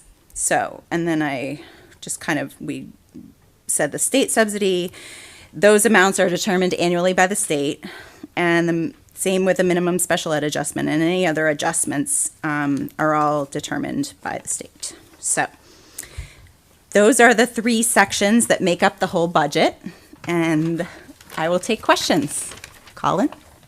Oh, sorry, Maura? Could I just clarify something that maybe it'll help Colin? So the required local contribution, as Beth said, is the amount of money the state tells us we have to raise locally. And the pages of the ED 279 that you don't see are this complicated, that we didn't include in here, are this complicated calculation where they include everything like the staff positions, the number of students that we have that are low SES, the number of students we have, I think, with disabilities or in special education. So there's this formula that the state uses to calculate all of that to arrive at these numbers. And then they say you have to pay some of that and the state will pay some of it. But they're like, if you want the state part, Freeport, Durham, Pownell, you have to pay your share and we'll give you a piece of the share. And I think we're going to get into like how that's determined, but I don't know if that's helpful or not. No, I think it is. So it's called the Essential Programs and Services, the EPS, which is basically the minimum level that they say it would cost to educate the kids in RSU5. So actually on that page you have section 4A. If you look to the far right, the allocation distribution as a percentage of pupils, basically that $23,138,386 is what the state says. This is what we would expect you to pay to educate the kids you have, based on the kids you have that are special ed, that have all these services, at teacher ratios of X, and so it's really the minimum that they say it would cost to educate the kids in your district, and they say, okay, if it costs this, we expect you to raise B, which is that state valuation. Municipality, the RLC, the required local contribution. And if you raise that, we'll pay you the difference of what it would cost to get to that $23 million. So that's kind of how the math works. So, it would cost $8.1 million to educate the kids of Durham. We expect you to raise 3.1 and we'll give you the $5 million difference to fill that gap. That's how state subsidy is calculated. Does that make sense? Collins? Sort of. So yes, I think that does clarify. So I think it's. I was just trying to keep track of the different ways in which it seems like required local contribution means different things at different times in the document. And that is unfortunately very true. So the RPC group, the reorganization committee, they did a fantastic job of really putting together a great plan. They did not do as good a job of naming things differently. So the mill rates, there's like 4 mill rates. There's the RLC, according to the state, and then there's the required local contribution according to the plan, and there's a little bit of a difference there. I think it does add to the confusion when people look at all of this. Is you're like, well, which required local contribution are you talking about? Are you talking about the state one, or are you talking about the plan one? So this page here, you know, what the plan refers to as required local contribution is the state version plus bullet 1 under local cost sharing. No, excuse me, bullet 2 under local cost sharing. So really that difference to get to the equalized mill between 4B and 4C. And the reason there's a difference there is if you looked at Freeport in 4A, it says, okay, based on your 1,118, average subsidizable pupils and all of our calculations, we think it should cost $12.6 million to educate the students of Freeport. And then when they say, all right, so based on your valuation, which is a 3-year average of the state valuation of Freeport, the expected mill rate that we would like you to raise is 7.1. And if you raise 7.1, you would raise 13.3 million, which is more. So they would say, well, you're not required to raise 13.3. You're only required to raise 12.6. That's your required local contribution in 4C down below. The RPC agreement says that everyone is going to raise 7.1 or whatever the state decides is the required mill. And so that difference between B and C, in this case only for Freeport, is the difference in the plan's required local contribution versus the state's required local contribution. Looking for nods, confusion, glazed eyes. I know, it's a lot. Yeah. So is generally, if I remember correctly, part of the issue has been that Pownell and Durham receive state subsidy and Freeport does not. So there has been talk that the word that no one can define and we never will be able to, which is fairness, right? That seems to be part of the issue of the fairness situation, is that Durham and Pownell get money and Freeport does not. And so Freeport gets money. It's called something different, but we're just trying to focus on the technical pieces of the finance piece first. Okay. And then we'll tackle the undefinable fairness. I wasn't even trying to get into fairness. I was just trying to sort of bring light to white. Because if you look at the contribution and compare it to pupil count, we're always like right on target. So it's more about where the money's coming from rather than there is no inequity in contribution. You're back to fairness. Okay. We're talking mechanics. We're just trying to get people to understand how it currently How the math works. Okay. How it I've works. been around a while, I guess. Yeah. All right. Yeah. I'll try not to get into those weeds, those fear. But I just wanted to say, just another way of saying what you said, Michelle, is that because Freeport has higher property valuation, like significantly higher commercial, waterfront, all of this stuff, than Durham and Pownell, we can raise more in taxes, in property taxes. And so what you're seeing here is the state saying, Durham and Pownell, you don't have enough property value to raise what you need to educate your kids. So we're going to give you money so that you can do that. Freeport, they're like, you can raise more money than you need to educate your kids, in their opinion. And so you're not going to get money, state subsidy money from the state, based on these calculations for our town. Yeah. So how it works for and the phrase you may have heard, and I don't even know if we have it in here. Do we? We might. Minimum receiver. No. Oh, we have it in the back. Did we put it in the glossary? I think we did. Yeah. Okay.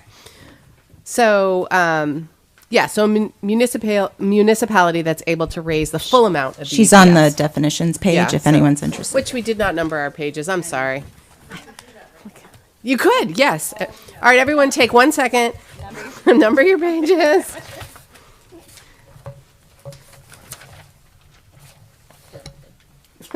I mean, preferably. Oh, yeah. Where did those ones go? Oh, you know why? Because those were part of a bigger. Yeah, that was something else I already had.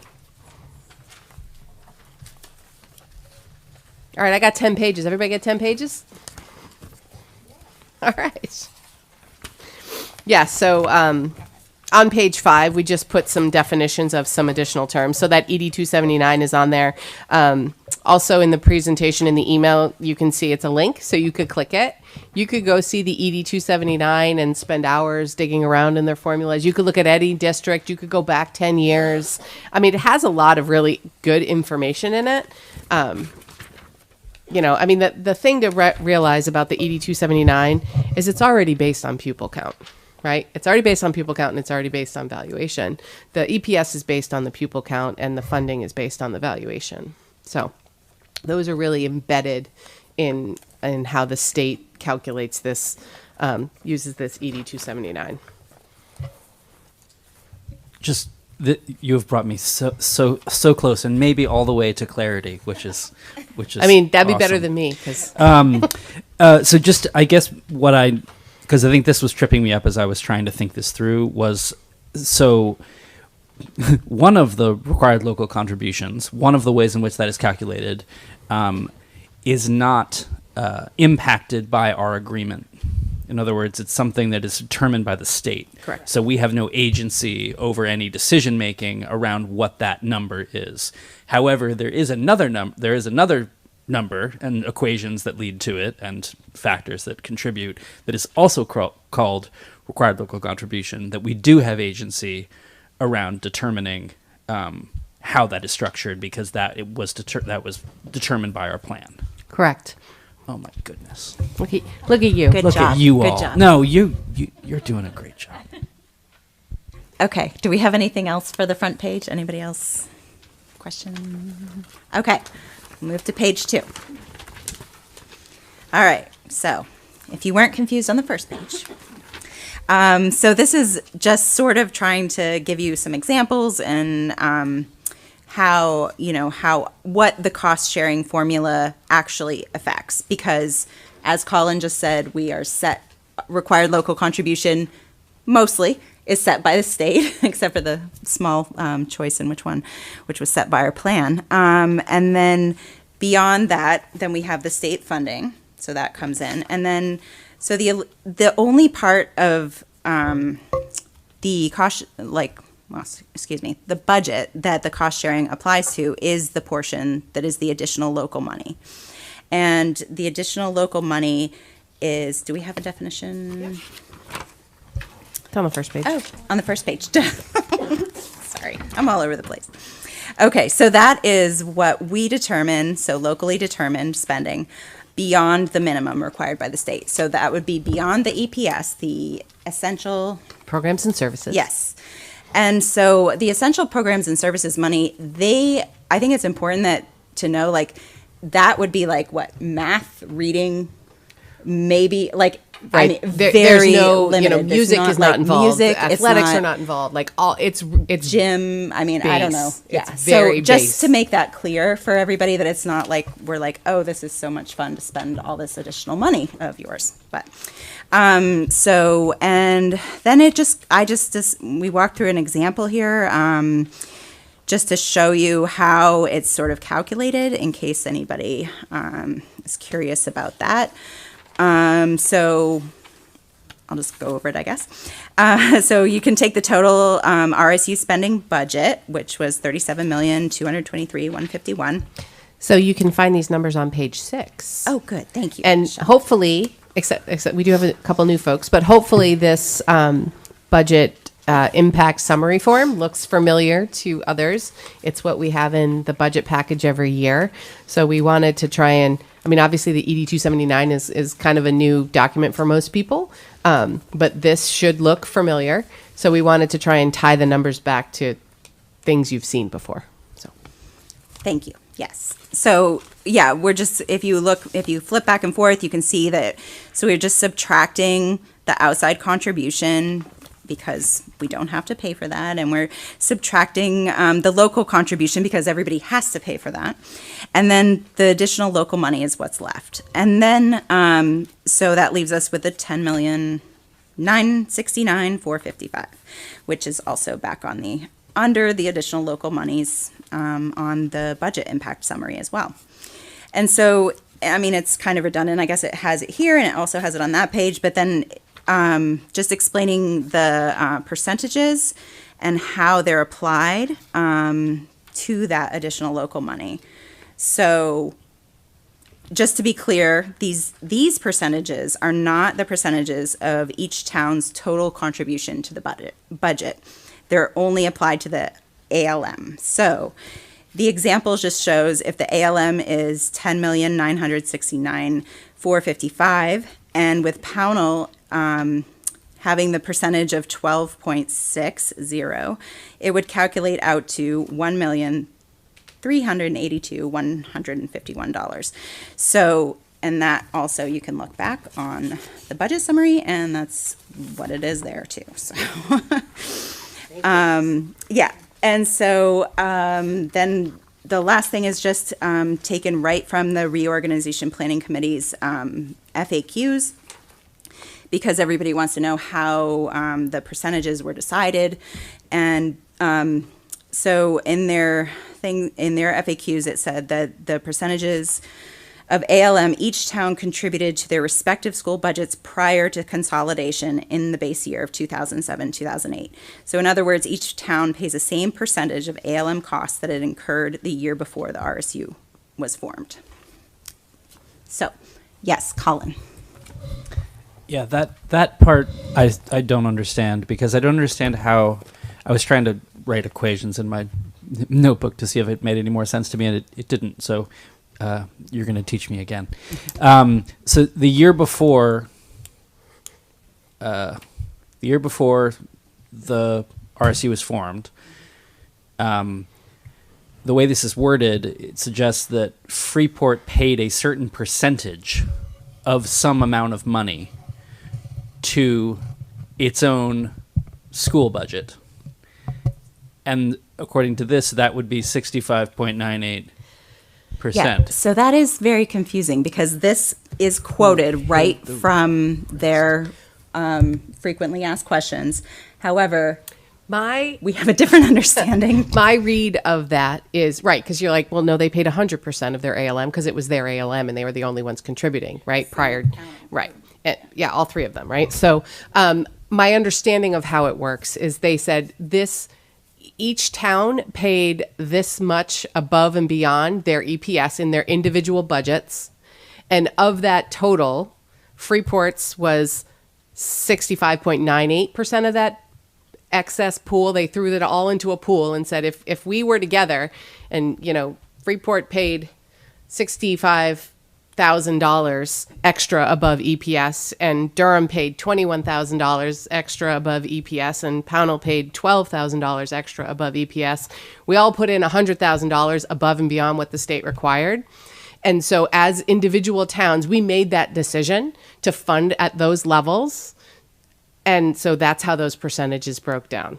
Obviously, I used real easy math to get us to 100, but so it was basically a way to say that, they didn't want to unfairly burden any of the three individual towns beyond what they had previously individually chose to pay towards education above and beyond the EPS. Does that make sense? Yeah, almost. I'm Okay. at like 88%. Let's get I'm gonna get there. 65.98% there. Do you go ahead, Maura? I will say you don't have to understand where these percentages came from or why they picked those. All you need to know is that's what they are now. Right? I mean, what do you... Yeah, I know, because one of the core tenets of one of the reasons it came back to we should revisit this is people had a hard time understanding where they came from, and they felt like they appeared to be, they are static. They haven't changed in the 13 years we've been in RSU. Yeah. So the two things were they're static and they seemed a little arbitrary. Like, where did these numbers come from? It wasn't a percentage evaluation. It wasn't a percentage of pupil count. Like, where did it come from? And it was decided to take what they had all individually chosen to spend above and beyond EPS, and they used that as the baseline. So, Maddie. Yeah, so it doesn't matter like in terms of what we do going forward, but in terms Right. of why we're reviewing it and why it does seem to keep coming back and forth. That's why. Well, I'm just wondering if it was thought that that was fair because it's taking sort of the values of each town into consideration going forward. And then they said, and you might want to revisit this in a decade or so because people change and values change. And that's when we're ready to tackle ideas around fairness, that might be something that we do or do not choose to wade into. How much have we changed? How much are we a collective? Okay. Jen. My thing with that ALM, those percentages, that now I'm not on the right page. What page is it? Okay, page 2. So those percentages somehow, I don't know how, because math is like my least thing that I know anything about. Somehow those percentages, when the ALM is plugged in to the entire formula, which is, I'm getting ahead of myself, but it's on page 5. Jen, you're stealing my thunder. I'm sorry. When it's plugged in there, it has historically somehow continued to come out that the total contribution from each town matches the percentage of pupils. I feel like it's magic. I don't know any other explanation than that. But unless someone can, because I feel like when we talked about this years ago, it came out like that then. So I'm guessing it continues to come out like that. Is that fairly true? So I feel like which the ALM is, I feel like the sticky wicket with towns. Because it's really the only thing we control. Right. And it appears to some people in each town to be unfair, that word. But I feel like if you fool around with it, you're then creating a whole new issue with the total contributions are not going to match the pupil count, and then you're opening a whole new can of worms. So I don't know how the ALM numbers get plugged in there and make it look perfect to me, but they do. Magic. I mean, it's interesting because, they have a book in the RSU central office that has the notes, particularly from the finance committee and when they were developed. It's much more than one this big, right? And Kate Brown, God bless her soul, read all of them. Gosh, I know. Wonderful. And they went through this. They went round and round with this. And, and maybe it was magic and maybe they're geniuses, but this was the numbers they came out with. But okay, we'll move on to mill rates, unless anybody has any other questions for the ALM page. Was there anything else? No. Okay. All right. You want to go ahead? You did mill rates? Yeah. Oh, yes. Love magic, magic notwithstanding, and that is my area of expertise, not math, magic. Wave your wand. I think we should just stick to education.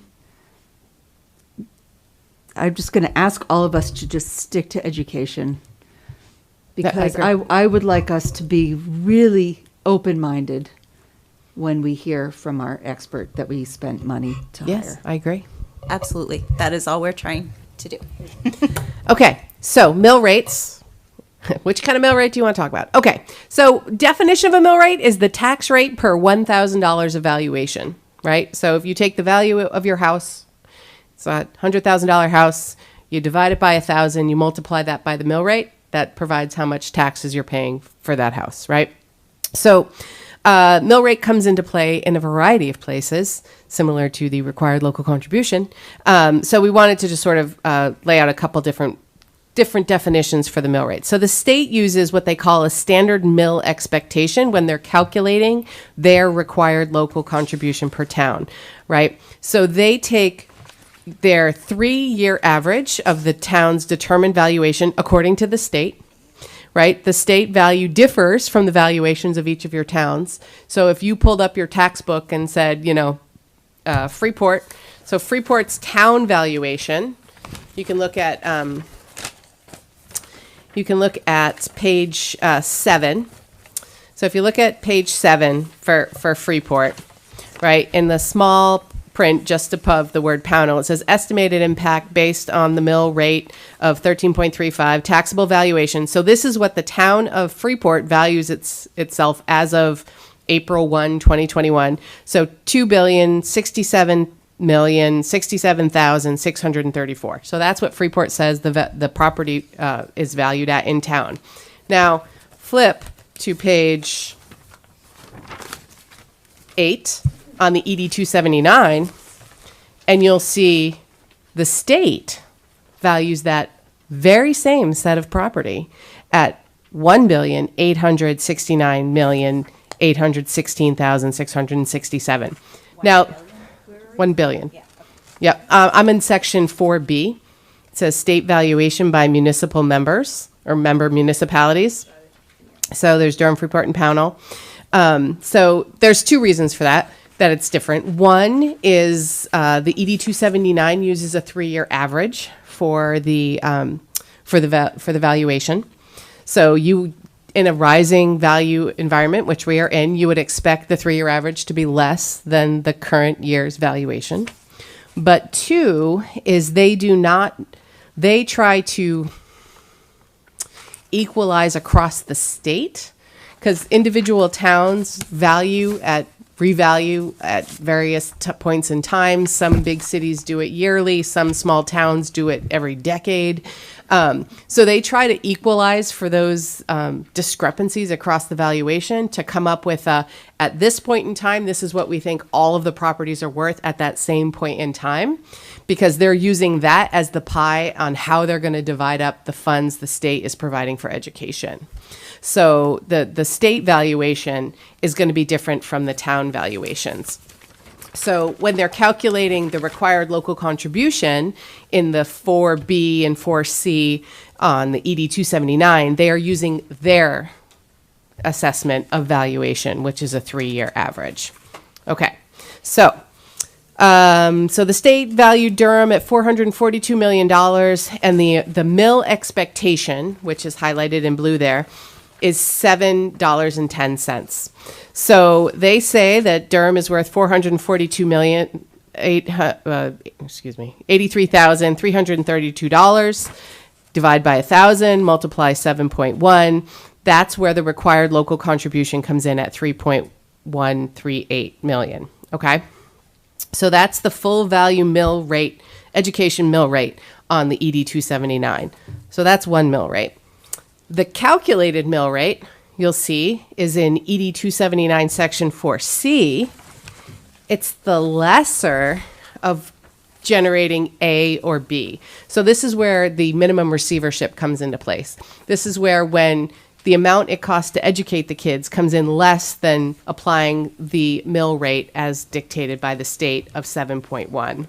So in order to generate enough revenue to support what they say it costs to educate the kids at the minimum level, Freeport would have a mill rate of 6.76. That's your calculated mill rate in section 4C on page 8. So Durham and Pownell's, because they're getting subsidy, they're at that full 7.1, but Freeport's a little bit less because they have more valuation to support the amount required to be raised. And then just to keep it really interesting, then you have your town mill rate. Yeah, Kelly.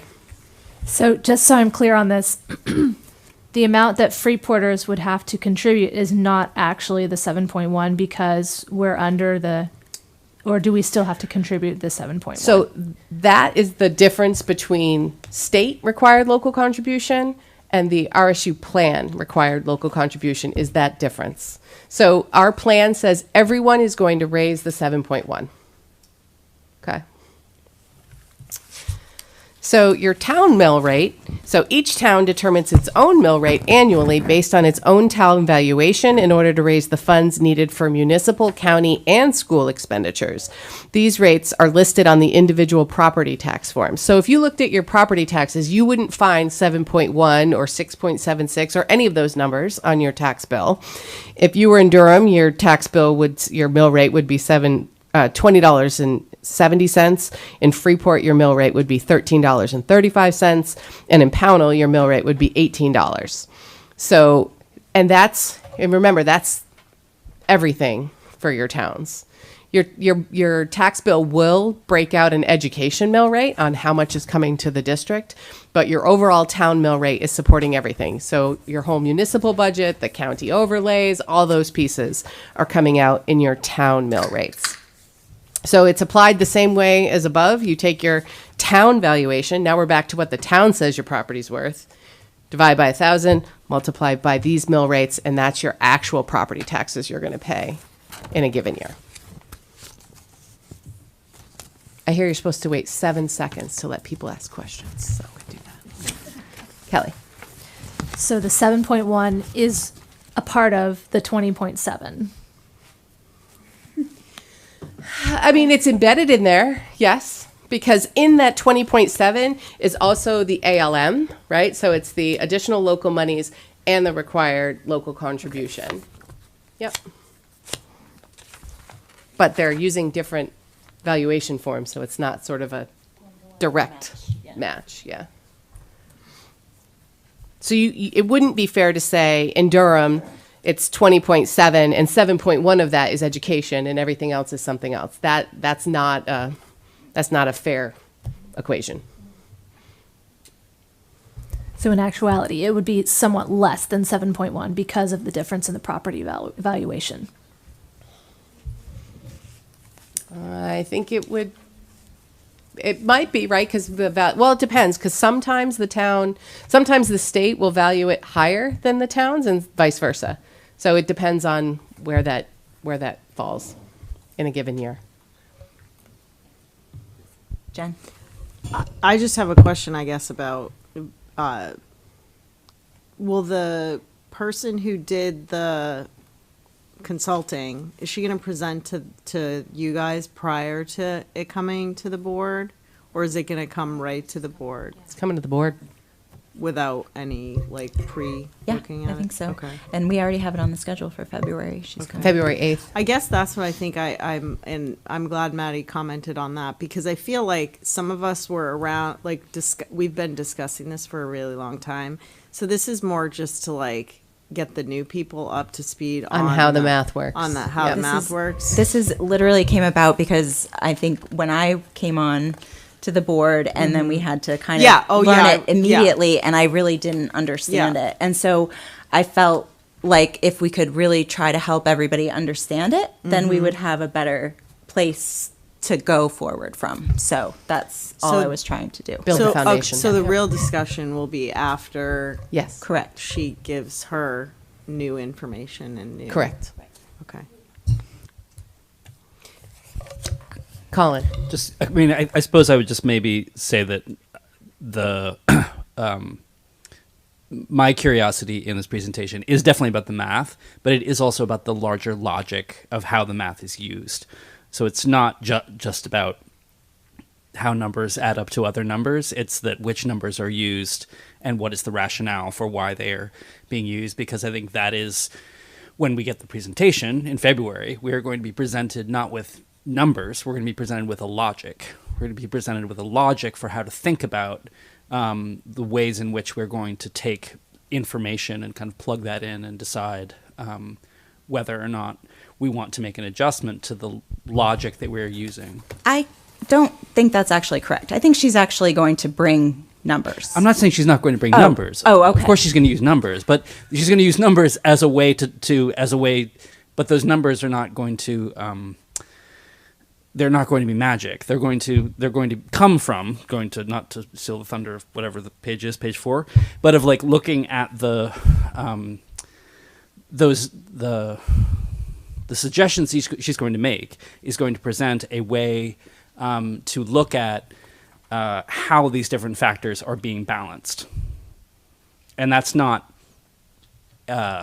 saying this number is right and this number is wrong. It's saying you have a choice of what the logic is you want to use for which approach of which of these things you want to balance and say is more important than others.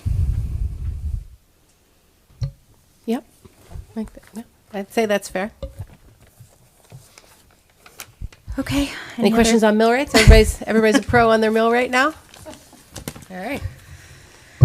Okay, so the next is just a reminder at the top because it was not clear to me before who was in charge of or that if we had to change it or not.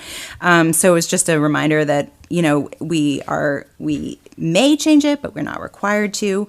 But if we do decide we want to change the existing formula, the reorganization plan dictates specific criteria that must be considered, which are the following. And so, I guess I don't need to read through all of it, but basically it's the fairness, the effect of the cost sharing method, the clarity of the method, consistency of the method, and the effect of the method on the stability of the RSU revenue streams. And so, for me, it's, I think some of these are hard. Like we've all struggled with the fairness, that's been one that we've struggled with. So I think these are what we have to consider, but just to let everybody know. But not the only things, right. These ones are required, but if Right. there are other factors, then they could be considered as well. So, any questions there? Okay. All right, so page 5, the table at the top obviously is just breaking it down. This is sort of the numbers that I had wanted to see on a sheet back when Jen was talking about seeing that. And we've seen similar data like this, but to me it just kind of goes across, like you can kind of add it up as you go across. And so it's like total required local contribution plus the ALM plus the total outside contribution, and you see how it lines up for the total contribution percentage versus the percentage of pupils. And and then there's just the additional terms and definitions. Like Michelle said, you can go onto the Maine Department of Education site and look at the ED 279 in more depth. I think they also have more, do you remember they have a lot of like training? Did they have some training stuff on that website? No. I was just thinking back to our ED 279 presentation. There was an MSMA class or MSMA session you guys went to. Yeah, so I was just trying to remember if she had said, I think she had said there was a lot of stuff on the website. But yeah, anyway, if you're interested, feel free to go and look. And then the only thing, so we talked about state subsidy. That's really that difference between what they say it costs to educate your kids and what you would raise if you use the required mill, and the subsidy is the difference. A minimum receiver is someone who raises and can raise that full amount without any state subsidy.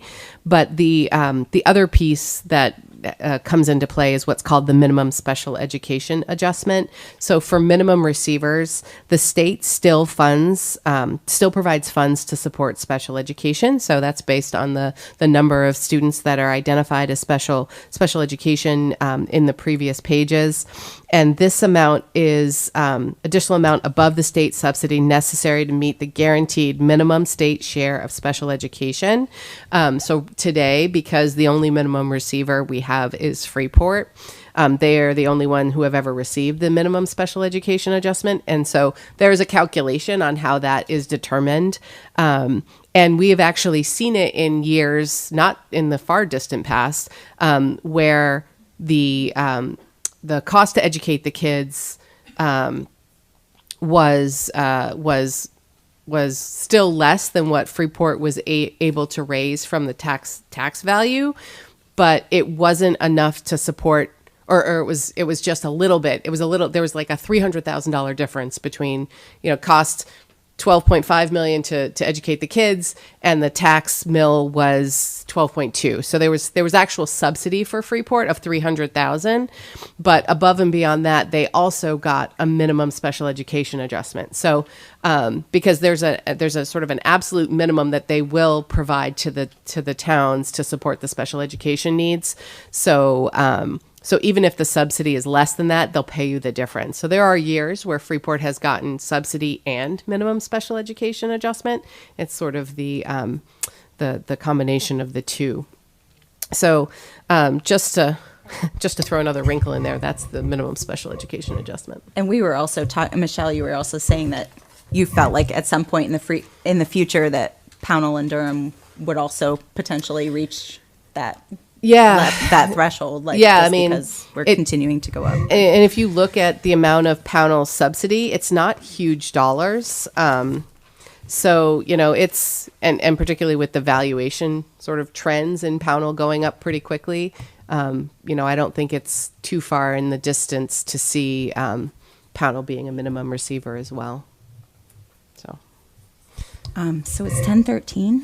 Yeah, poor so Tegan. I know. Go. I was just gonna say, does Tegan know she can leave? Yeah. I know we didn't give her that, but if you have any car trouble, call Colin.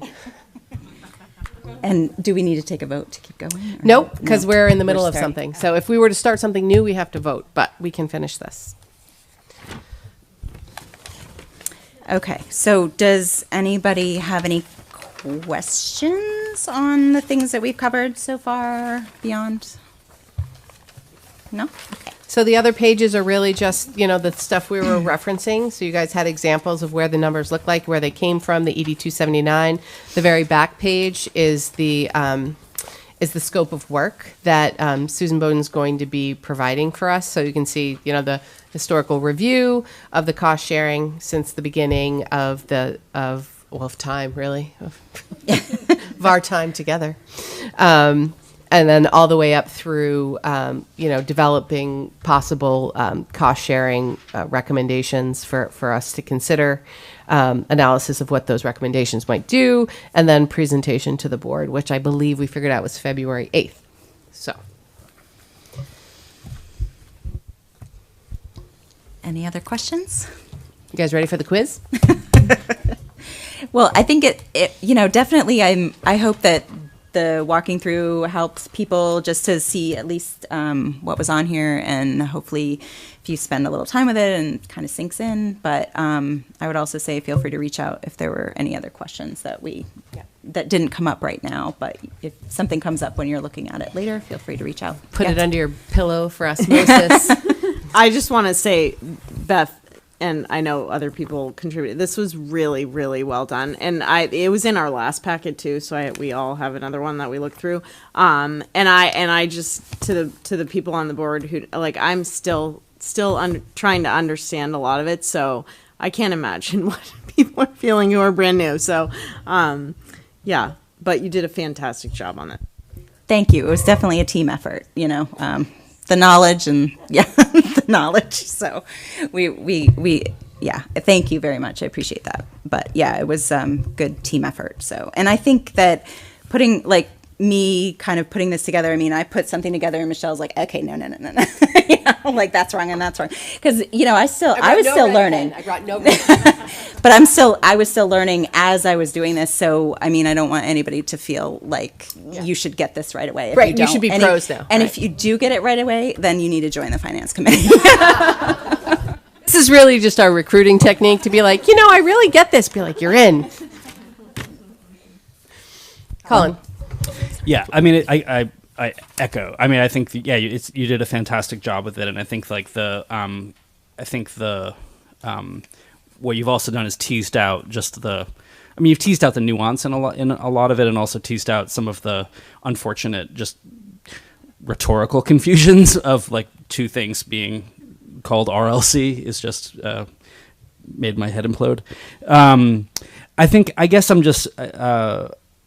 I understand if I'm kind of going to be minority report on this, but I think I am just uncomfortable still with the feeling that we're going into a presentation in February without an understanding of kind of what went wrong last time, because there was also math presented last time. There were also numbers presented last time, and it's not just about that. It's about the different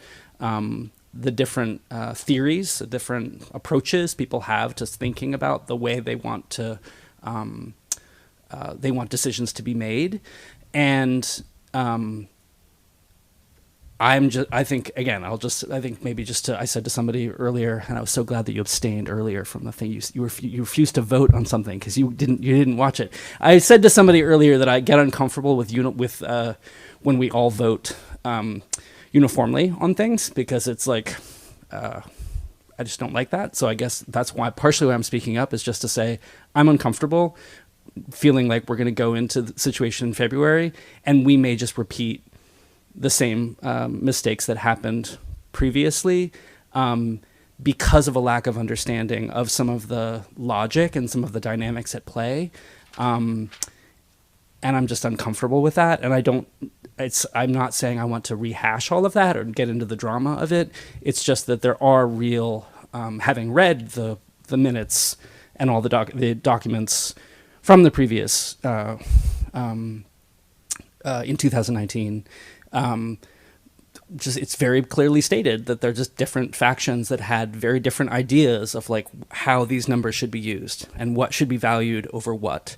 And I'm still just cloudy on that myself. I'm going to continue to work at it myself, but I'm just articulating that.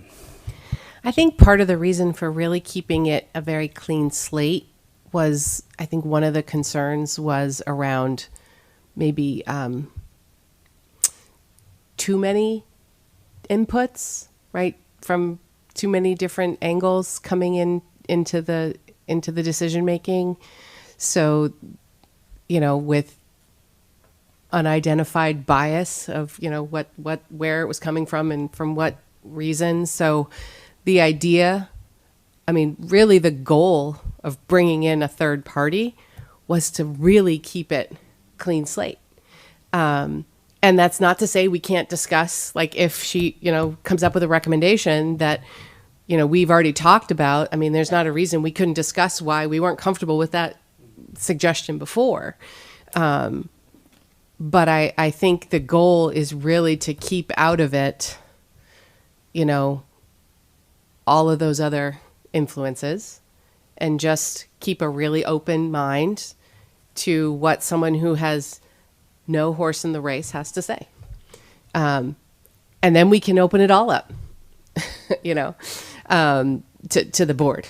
I'm going to be clear, to the board. I was just going to say that just one of the things that clouded it for me was not realizing that it is up to this board to change it or not to change it. And it is solely up to this board to change it or not to change it. So, and that was, something that got a little muddied, I think, for me. That was all. Which I think is why we put that in there, is like, we can change it. We are not required to change it, right? We were sort of encouraged to review it at 5 years, which we kicked that can down the road a few times. But, but obviously some things were out of our control about why we did or didn't do it. But I think we've come a long way. And I think just the fact that we can have a conversation like we did tonight around the mechanics is going to be helpful, because my sense is she's going to come with some language and terminology that, had we not done this, would prevent some of us from accessing the information she's trying to provide to us. So really that was our goal tonight, was to set that foundation so we're all, at least at a point where we understand where she's coming from and what the recommendations actually mean. So, Maddie. I hope she'll be encouraged to watch this video so that she also understands where we're coming from. I think we aren't, of our level of, but I think we're not giving her anything that she doesn't ask for, right? No, I just mean in terms of understanding how well we speak this language. Oh, okay. And so she sees the presentation that you've given us. So she's, so it's like she's teaching 102. You've just taught us 101. Gotcha. Thank you.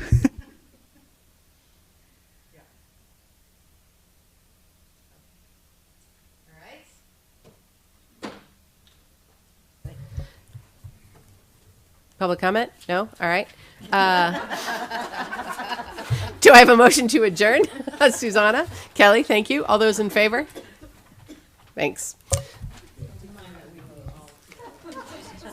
Sometimes I think that I know. I honestly sometimes I'm like I should vote, but I want to stay here just so there's like somebody. It's sort of like on the record. It's like we're not always saying all of